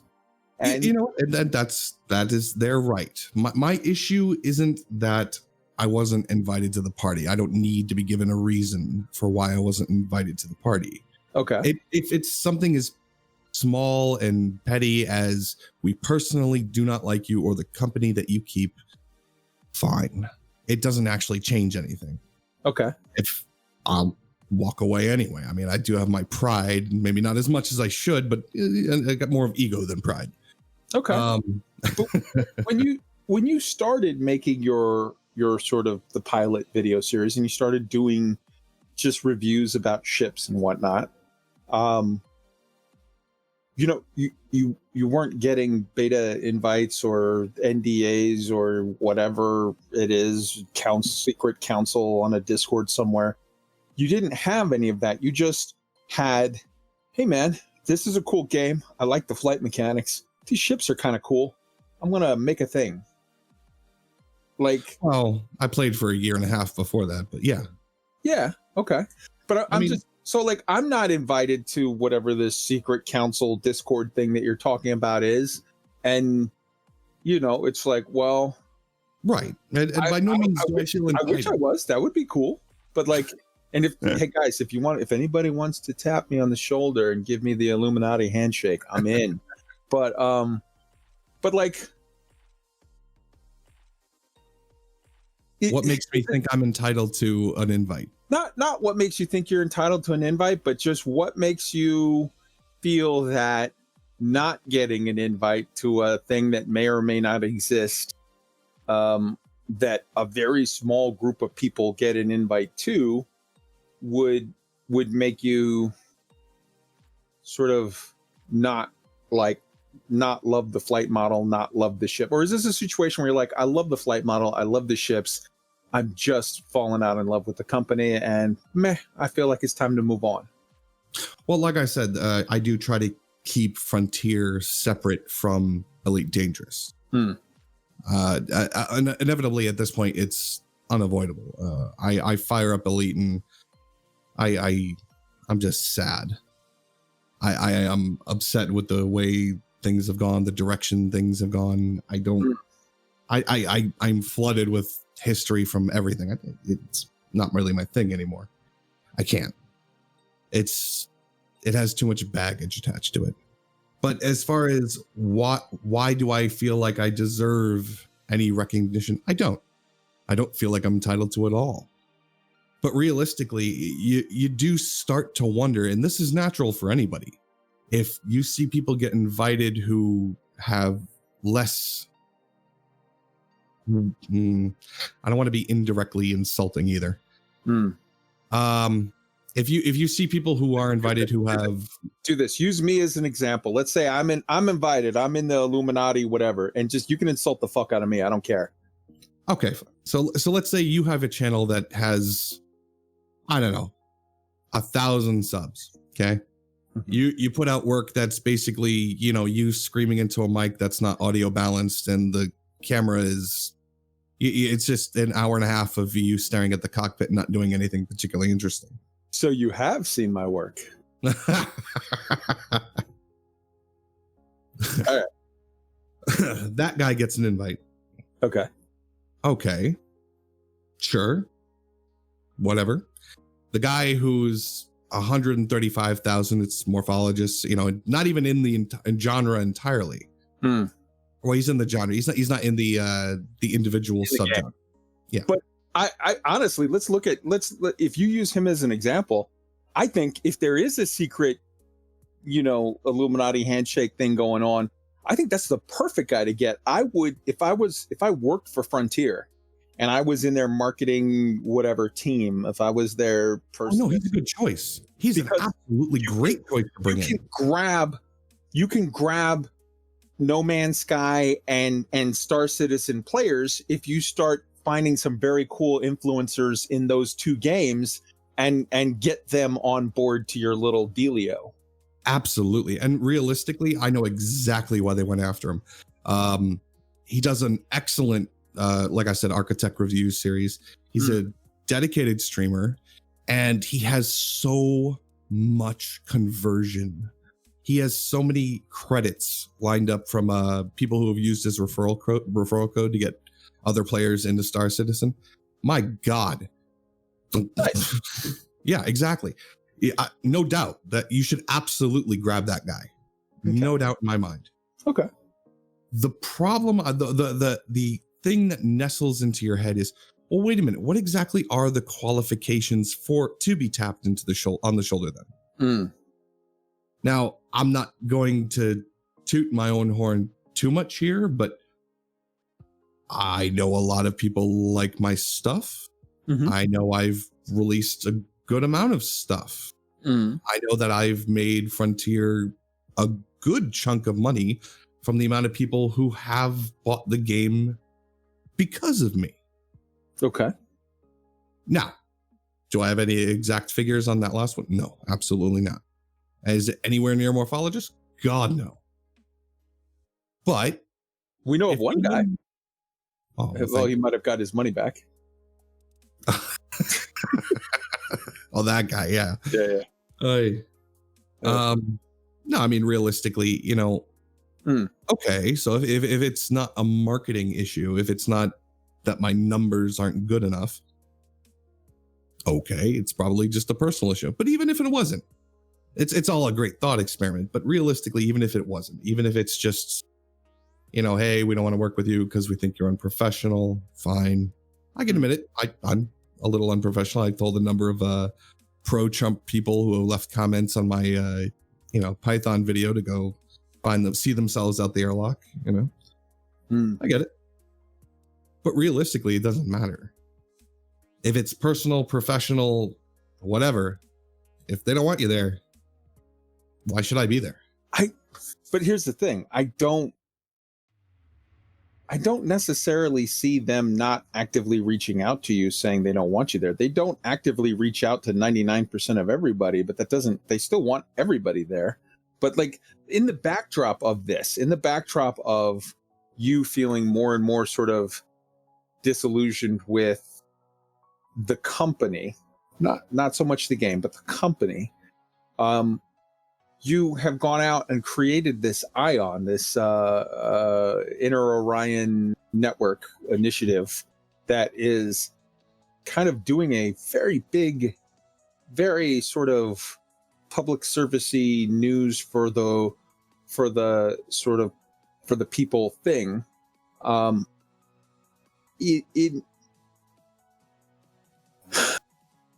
Yeah. What would sort of make you take on that project when you're feeling sort of like it might be time for me to move on? So the pilot is for me. I make those videos for me, not for anybody else, not for community or the game or the ships, or I make them for me. Ion is for everybody else. Ion is for the community. I still deep down want people to feel like they're heard.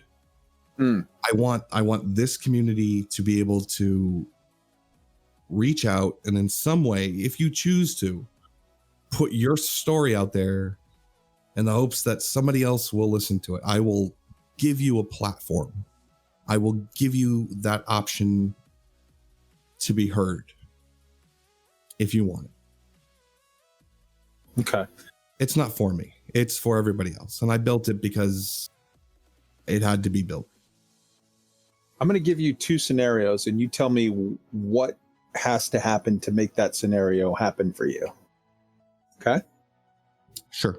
Number one, you uninstall your account and you never log into Elite Dangerous again. Okay. Number two, you sort of reignite your love affair with Elite Dangerous and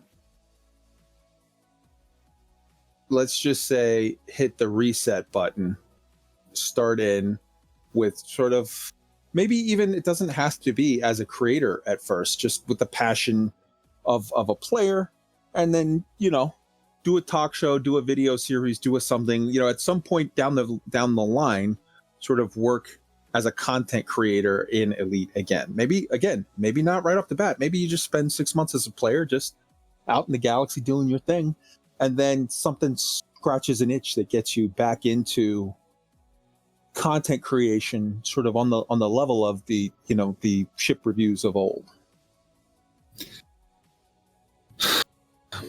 All right. So for me to put it down and not pick it back up again and not feel an ounce of pity or guilt, I could do that right now. I haven't actually fired up Elite and played in months, but realistically, that's because I'm busy making a whole other series. I've made you know, I've been working on I did my first classic love of spaceship. I did the Star Bridge. I did the 890 jump from Star Citizen, the Raptor from X4. I just did FDL last week, which nobody loved. Nobody. But you know, I don't feel like I'm missing anything in Elite. The things you mentioned before about the fleet carrier, the awesome things that you can do with it, like you can go to unexplored, previously, you know, unavailable areas. Yeah, but when you go there, there's still going to be the same geyser that was in the other area. Still going to be all the same stuff. There's not much to do. I'm fairly bored when I play Elite now. And it gets like that way for everybody. I don't consider that a yeah, people go through peaks and valleys of their interest in things. Yeah. So I mean, there's nothing wrong with taking a healthy, like, man, I'm gonna go play Red Dead Redemption 2, or man, I'm gonna go balls deep into Final Fantasy, or holy crap, a new rated WoW's coming out, and then you know a month or 2 or 3 or 6 down the line, you come back and you sort of reignite your love affair with Elite. It's there. It's not costing you anything per month, so it's the perfect. The Elite is, you know, the perfect mistress that you can just keep coming back to here and there whenever whenever the fancy strikes you. I mean, gross analogy. But the thing is that content. Here's a little bit behind the curtain for people who are listening who you know may think otherwise. Content creation is vastly different than just playing something. Yes. I'm not when I make my ship reviews, I'm not in there having fun. I'm in there planning a camera angle and making sure nobody's trying to blow me up as I'm coming into, you know, a certain area or this or that. Or if I am trying to get blown up, I need to make sure that I had the camera in the right space in order to get the explosion. You know, yeah, they're two different things. One is for fun, one is for creation. And if in the future I get that itch to go, fire it up because I want to go fly around, it's more than likely not going to lead to a scenario where I'm making a video about it. Now, granted, there are people out there who can do that. They totally just play and stream themselves having fun, and that's their whole channel, and they don't have to care. But that's not what I do. That's not what I make. Okay. And I mean, look, realistically, there are games you just get tired of, or you have to itch to play. Like, you ever play Uplink? I have not. It is an old game, a very old game where you are a hacker for hire. And the whole game takes place in like a fake computer, like 1980s-ish terminal, but somehow also futuristic thing. And, you spend the game hacking for various corporations. And then at the end, it's one major mega corporation versus the other mega corporation. You get to choose your side and, you go ahead. And once a year, I will install that game, play up to the point where I have a certain tool, go make myself $1 million, which is a lot there. Be content with myself as the greatest hacker in the universe, and then leave it. It's a theme that you keep coming back to. I had that for a few years. I went through like an 8 or 9 year run of every year I would, at about the same time of year, and I don't know why, and I should probably see a psychologist about this or something, but I would reread Some of All Fears, the very specific book. That's one of my favorite books. It's a great book, but I would just reread Some of All Fears over and over and over at about the same time every year. And then something just happened, and I just didn't. I don't know. Yeah. All right. It's just something your brain needed to do. You don't know why, but it's there. Yeah, I totally get it. I really do. Certain pieces of art, whether it's a book that you reread over and over and over the years, or a game that you replay, or the way that some people watch A Christmas Story every Christmas, it's just, there's certain things that people do. Yeah. Yep. Okay. So let me ask you, we've hit the first thing of, what could make you hit the door. We let's look at the second thing. What could reignite whatever? Is there a chance that, new things in Odyssey? I mean, we're going to get news. I would be willing to bet anybody, and I could be wrong, but I would be willing to bet, first off, we're getting a dev diary in August. I think that's going to be awesome. I think it's probably going to be around mid-August. And I would also be willing to bet a lot of money that we're going to get a big, sexy trailer somewhere around August 27th. And the reason why I say that is because Frontier Developments have signed on to be a partner on Virtual Gamescom, which is going on August 27th. The video, the last video that they released, the short teaser trailer for Odyssey, I believe they screwed up. It was meant to be released at the IGN because, and the way that I say that, the reason why I say that is A, releasing it right the week before you release Fleet Carriers makes absolutely no sense from a marketing standpoint. And yep. B, they actually showed footage from that video. They showed that whole trailer and had an extended sort of thing where some schmucko was interviewing Pierce, what's his name? Pierce Anthony? I don't know. Not Pierce Morgan. That's the weird. I was like, Pierce Morgan? What? No. Pierce Anthony. He's a developer over at Frontier. Okay. Works on Elite. Was asking him questions based on that trailer. So that I think very, very, very clearly that trailer was meant to come out 2 weeks after it did at the IGN. Well, the argument whether it was intentional or not, and it's actually both. Yes, it obviously went out way too early by mistake. Somebody hit publish instead of schedule. No, I don't think anybody hit publish. It was just that it was linked to a list, and somebody screwed up when they linked it to the list.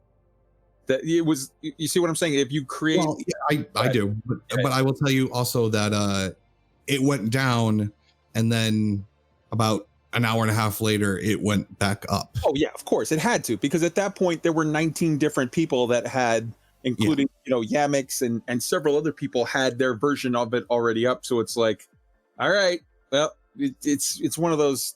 It's one of those. That's what the corporate toy line is, man. At this point, it was intentional. That's the company has always intended to do it this way. Yeah, but I mean, when your daughter comes home pregnant, it's a little late to teach her about sex education. So it's one of those situations where like, well, we're screwed. This is what we're dealing with now. This is the new reality. Let's deal with it. Yeah, and exactly. On that note, need another one.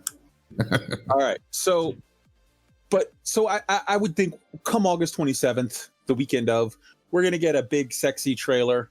If I would have put some money down, I would say Ice Planets and other aspects of gameplay, whatever. I think they're going to need to show us a little bit of what this social hubs or whatever is. They're going to need to show us a new ship. I think it's incredibly stupid to think that a game where the whole fun of the game comes in flying your ships, you can come out with the thing where you say, give us $40. We're not giving you any new ships. They're giving us new ships. So we're going to see a sexy trailer with a new ship or two. We're going to see Ice Planets. I think, could be wrong, whatever. But we're going to see some stuff. Is there any, going back to my previous question of what could reignite your love affair, is there anything that you envision seeing happening there? Or is there anything that you envision, whether it would be who knows, Frontier reaching out and putting out a tweet saying like, hey man, look at how amazing this series of ship reviews is, or hey man, look at this or that or the other.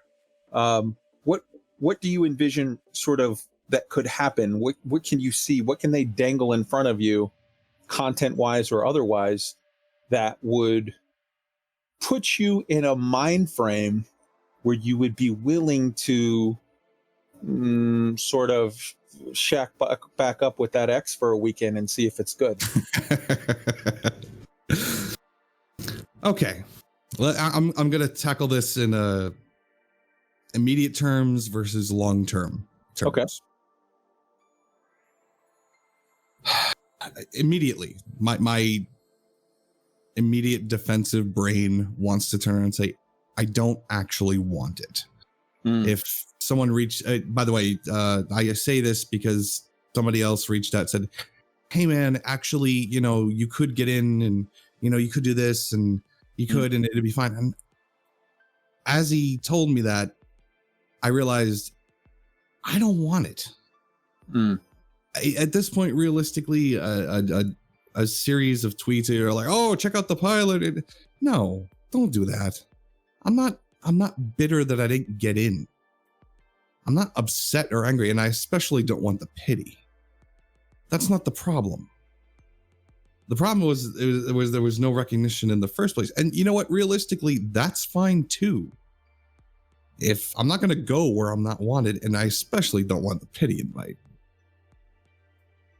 However, long term, if we're talking like 2021 when this is out and there's new ships to play with and fly and this and that, well, yeah, of course I'm going to log in and go fly them. Of course I'm going to go play with it. I did 37 videos on these ships. Of course I want to see where they go with it and if they changed anything or learned anything or, listen to feedback. Of course I want to know. Will I make a video about them? I don't know. Maybe.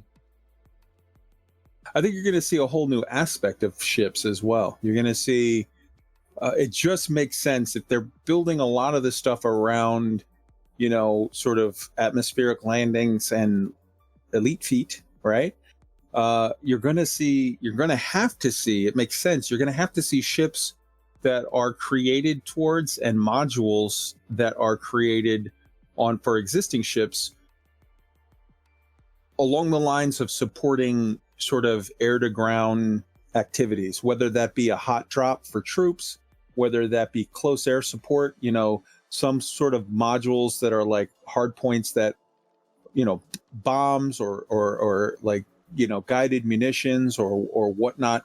You're going to not only see some new ships, but I think you're going to see a new aspect of what ships do and how they do it. Or maybe I love a support crew. Dude, I've been dreaming about this stuff for a long time. You go back and look at the T10. I turned around and said, can we make this into a science ship? Can I put in a science bay? Yes. Can I go down to these ocean worlds and pick up this alien creature and bring him back and study him and unlock a new part? Can I make this? Can I? I would absolutely. Go ahead. I remember from that video where you point at that bubble and that thing, and you're like, "Can we right there? Can that be a thing where we've got science officers looking out and whatever?" Yeah. I would absolutely love all of those things. I would 100%. Elite itself is a wondrous and great platform to launch 10,000 other little things on top of it to make it amazing. All right, that's the end of the interview. Good night, everybody. Yeah, right. That's what makes it sad. That's why I'm sad when I log in, because it's not gonna happen. It just isn't. And I can't be, I can't hold on to that hope. And I can't give feedback to deaf ears. It's frustrating. And realistically, I would love to be wrong. I want to point that out here. If anybody's listening out there saying, Jesus, what a jackass this guy's. I would absolutely love to be wrong here. I think 100%. I think you're wrong. I hope so. I think I am. I think you're both wrong and right at the same time. I think Elite Dangerous is the most wondrous sandbox that I can possibly imagine, as far as like, holy crap, the amount of stuff in this game. I'm used to WoW. I'm used to like, okay, we got a new expansion. Here's your 18 zones. Go have fun. And I look at, hundreds of billions of star systems, and I'm like, what?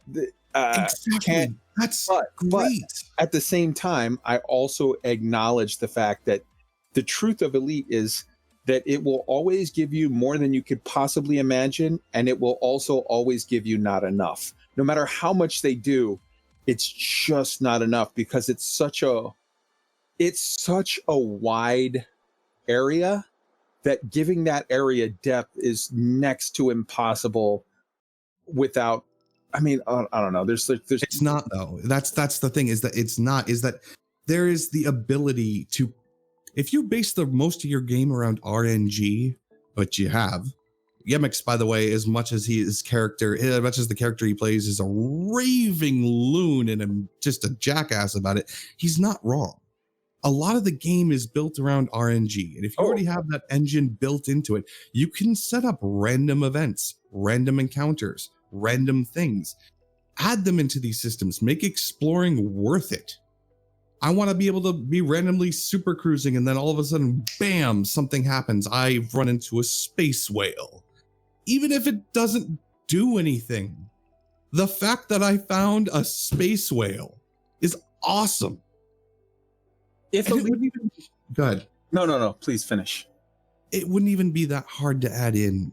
You already have the base code for a lot of that stuff. You already have the ability to pull people out of super crews. You already have the ability to put in a simple animation that actually has no interactivity. You do it all the time. You just change it. Hire an art guy for the better part of a month. Put in a space whale. Make it a nice little, thank you to everybody. Make them multicolored. There you go. No Man's Sky does this amazingly. Have you played it recently?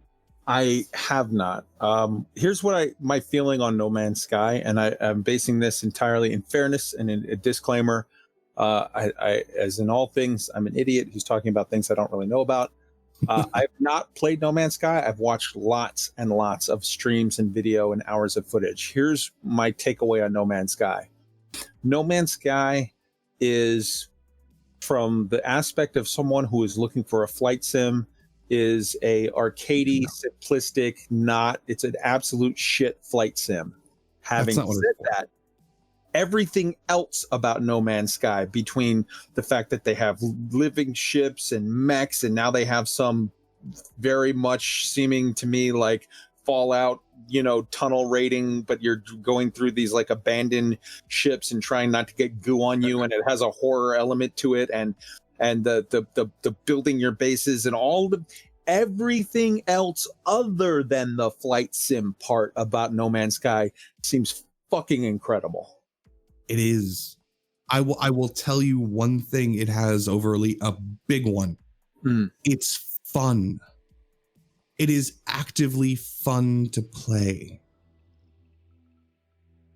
Right it's on. not just it's not just technically, Star Citizen. People like to people who like Star Citizen and people who like Elite Dangerous like the fact that they've mastered a complex system in order to fly a ship make it look easy.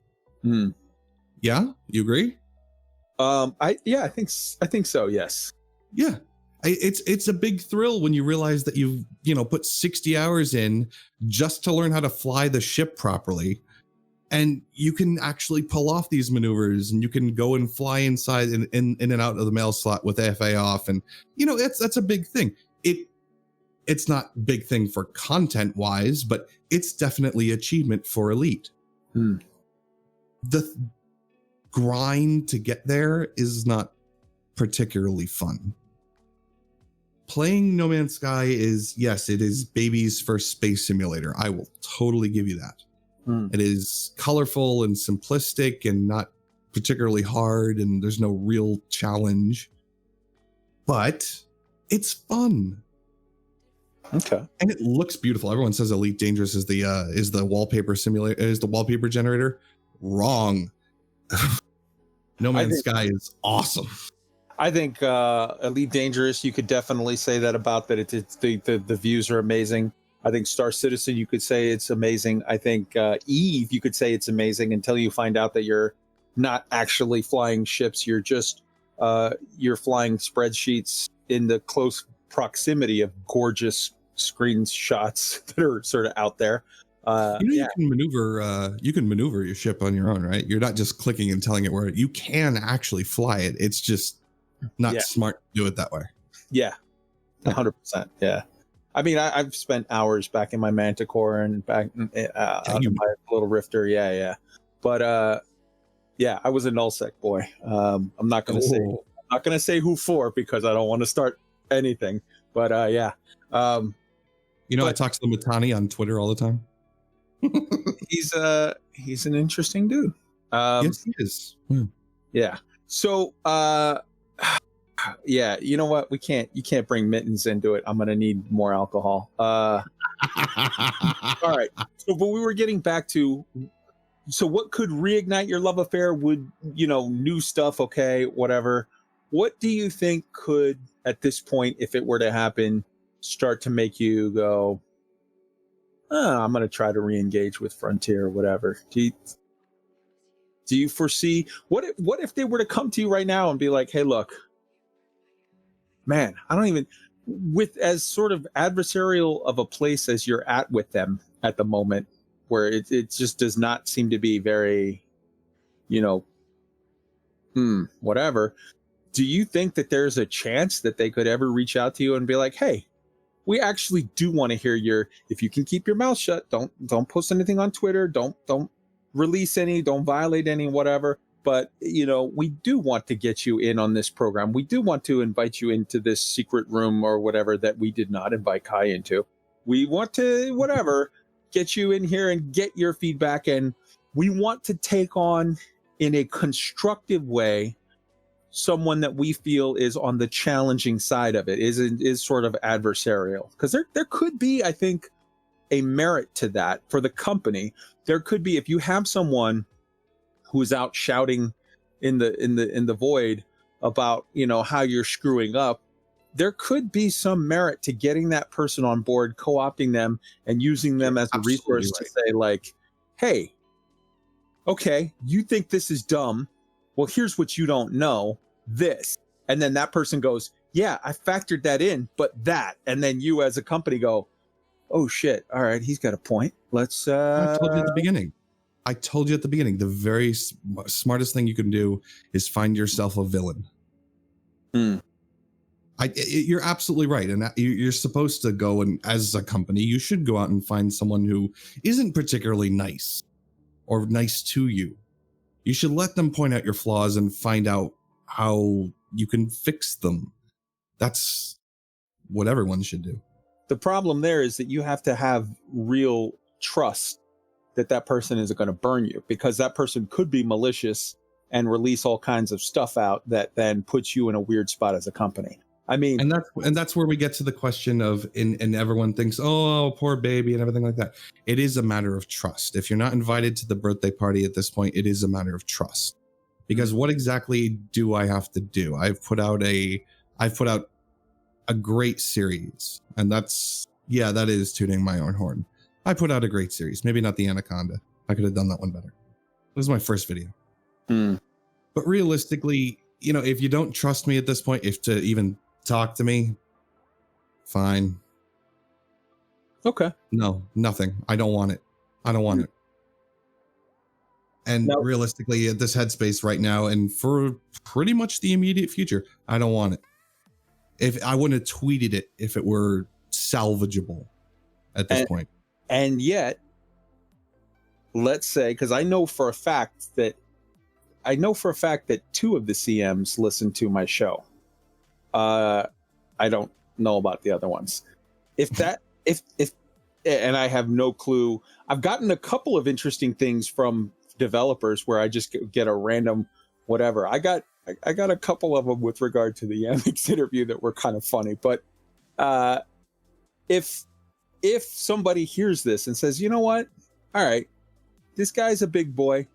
He might annoy the fuck out of us with his points, and we might argue, but we can trust him to keep his mouth shut. There's virtue, there's merit, there's worth to having him in the Illuminati room. Let's tap him on the shoulder and let him give his list of complaints. We'll school him on the realities behind the scenes of why what he's asking for is dumb. And on half of the points, we may shut him down. And on half of the points, he may sway us with some persuasive counter argument, and it comes out for the betterment of all. You're really at a point where if they tap you on the shoulder, you're like, nah, I'm good. Keep it. I do it with a caveat. I don't want them to just tell me why these things wouldn't work. I would want the answer of why those things wouldn't work and why they're not going to do them to be public. I want everyone to know. That would be my only caveat. You tell me that you can't fix this, and this because of this, and this, and they're valid reasons, then publicly. But, okay, what about if they say, we take your caveat and we offer you a counter caveat, which is yes, publicly, but on our fucking timescale. Like, we can release this stuff. We can't go releasing why we're not giving you things that people don't know if we're getting or not until the release date where we explain it. But we'll have a public conversation at that point.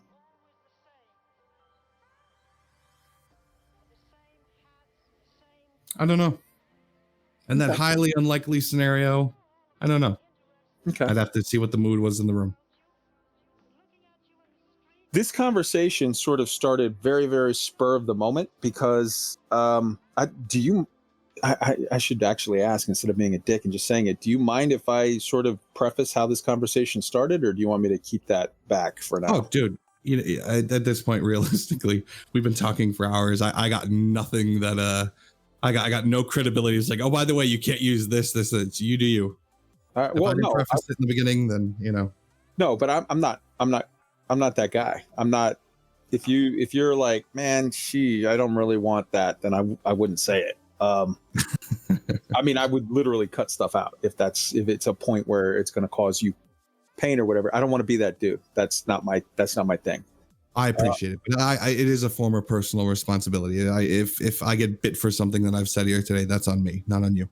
Well, the conversation started with you reaching out to me in Discord, and you DM'd me.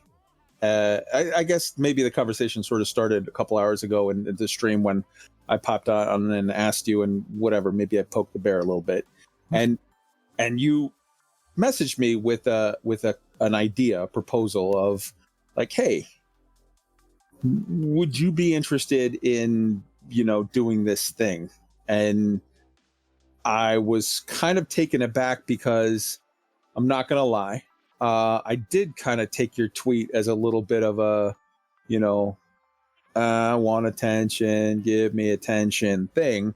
And That's then when I got your DM, I was like, oh, I may have misjudged this. This might not be what I thought it was. And then I was like, hey man, let's talk, because if you're gonna go, you're gonna go. And if you're not gonna go, maybe there's, you know, something I can do to salvage that. Or maybe just putting your thoughts out and us going round and round, some of it conciliatory, some of it confrontational, some of it just a mix of the whole thing. I think it has value. Might be cathartic. It might make you look at things differently. It might make people look at you differently. I've been lately of the viewpoint that, oh man, the pilot, I love his old stuff. I think that Ion thing is a cool idea. Not a huge fan of his headspace lately, with him getting saltier and saltier. And I think through this conversation, I've sort of come to understand a little bit of where you're coming from. And I think that that's human nature. You look at the other sort of without a lot of understanding and compassion until you meet the other, until you have the other in your face, in your space, in your family, in your whatever. And then all of a sudden, you're much more receptive to, it's just sort of normal human compassion kicks in, and you're like, ah, this is where you're coming from. All right, I get it. I get it. I appreciate it, man. So and I appreciate the time you took to actually, you know, talk with me. I do appreciate that. You're a good guy. Thank you. I appreciate you coming on and telling this, because a lot of what you told is very, very personal and very, you know, it takes a strong person to sort of show their vulnerability sort of publicly, because it's the internet. There are going to be definitely people that have some shitty comment to make on this, and yeah. you know, they can go fuck themselves, because whatever. But like, I'm holding out hope against hope that someone does reach out to you in some way, in some fashion. And I'm holding out hope against hope that something strikes a chord in you with whatever they're going to show us August 27th or whatever. And that when you come back, maybe after a break, maybe you play your uplink game, or, you know, you go play some Zelda or some whatever, and then you come back with a passion and whatever. Because I will say this without reservation: if Elite Dangerous Odyssey doesn't have pilot videos for the new ships, I'll be a little sad about that. Thank you, man.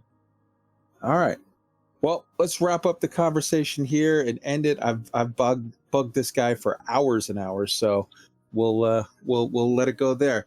Everybody, I hope you've enjoyed this conversation. Please, please, please. The only thing I ask, if you want to say, you know, anything, try to have some human compassion.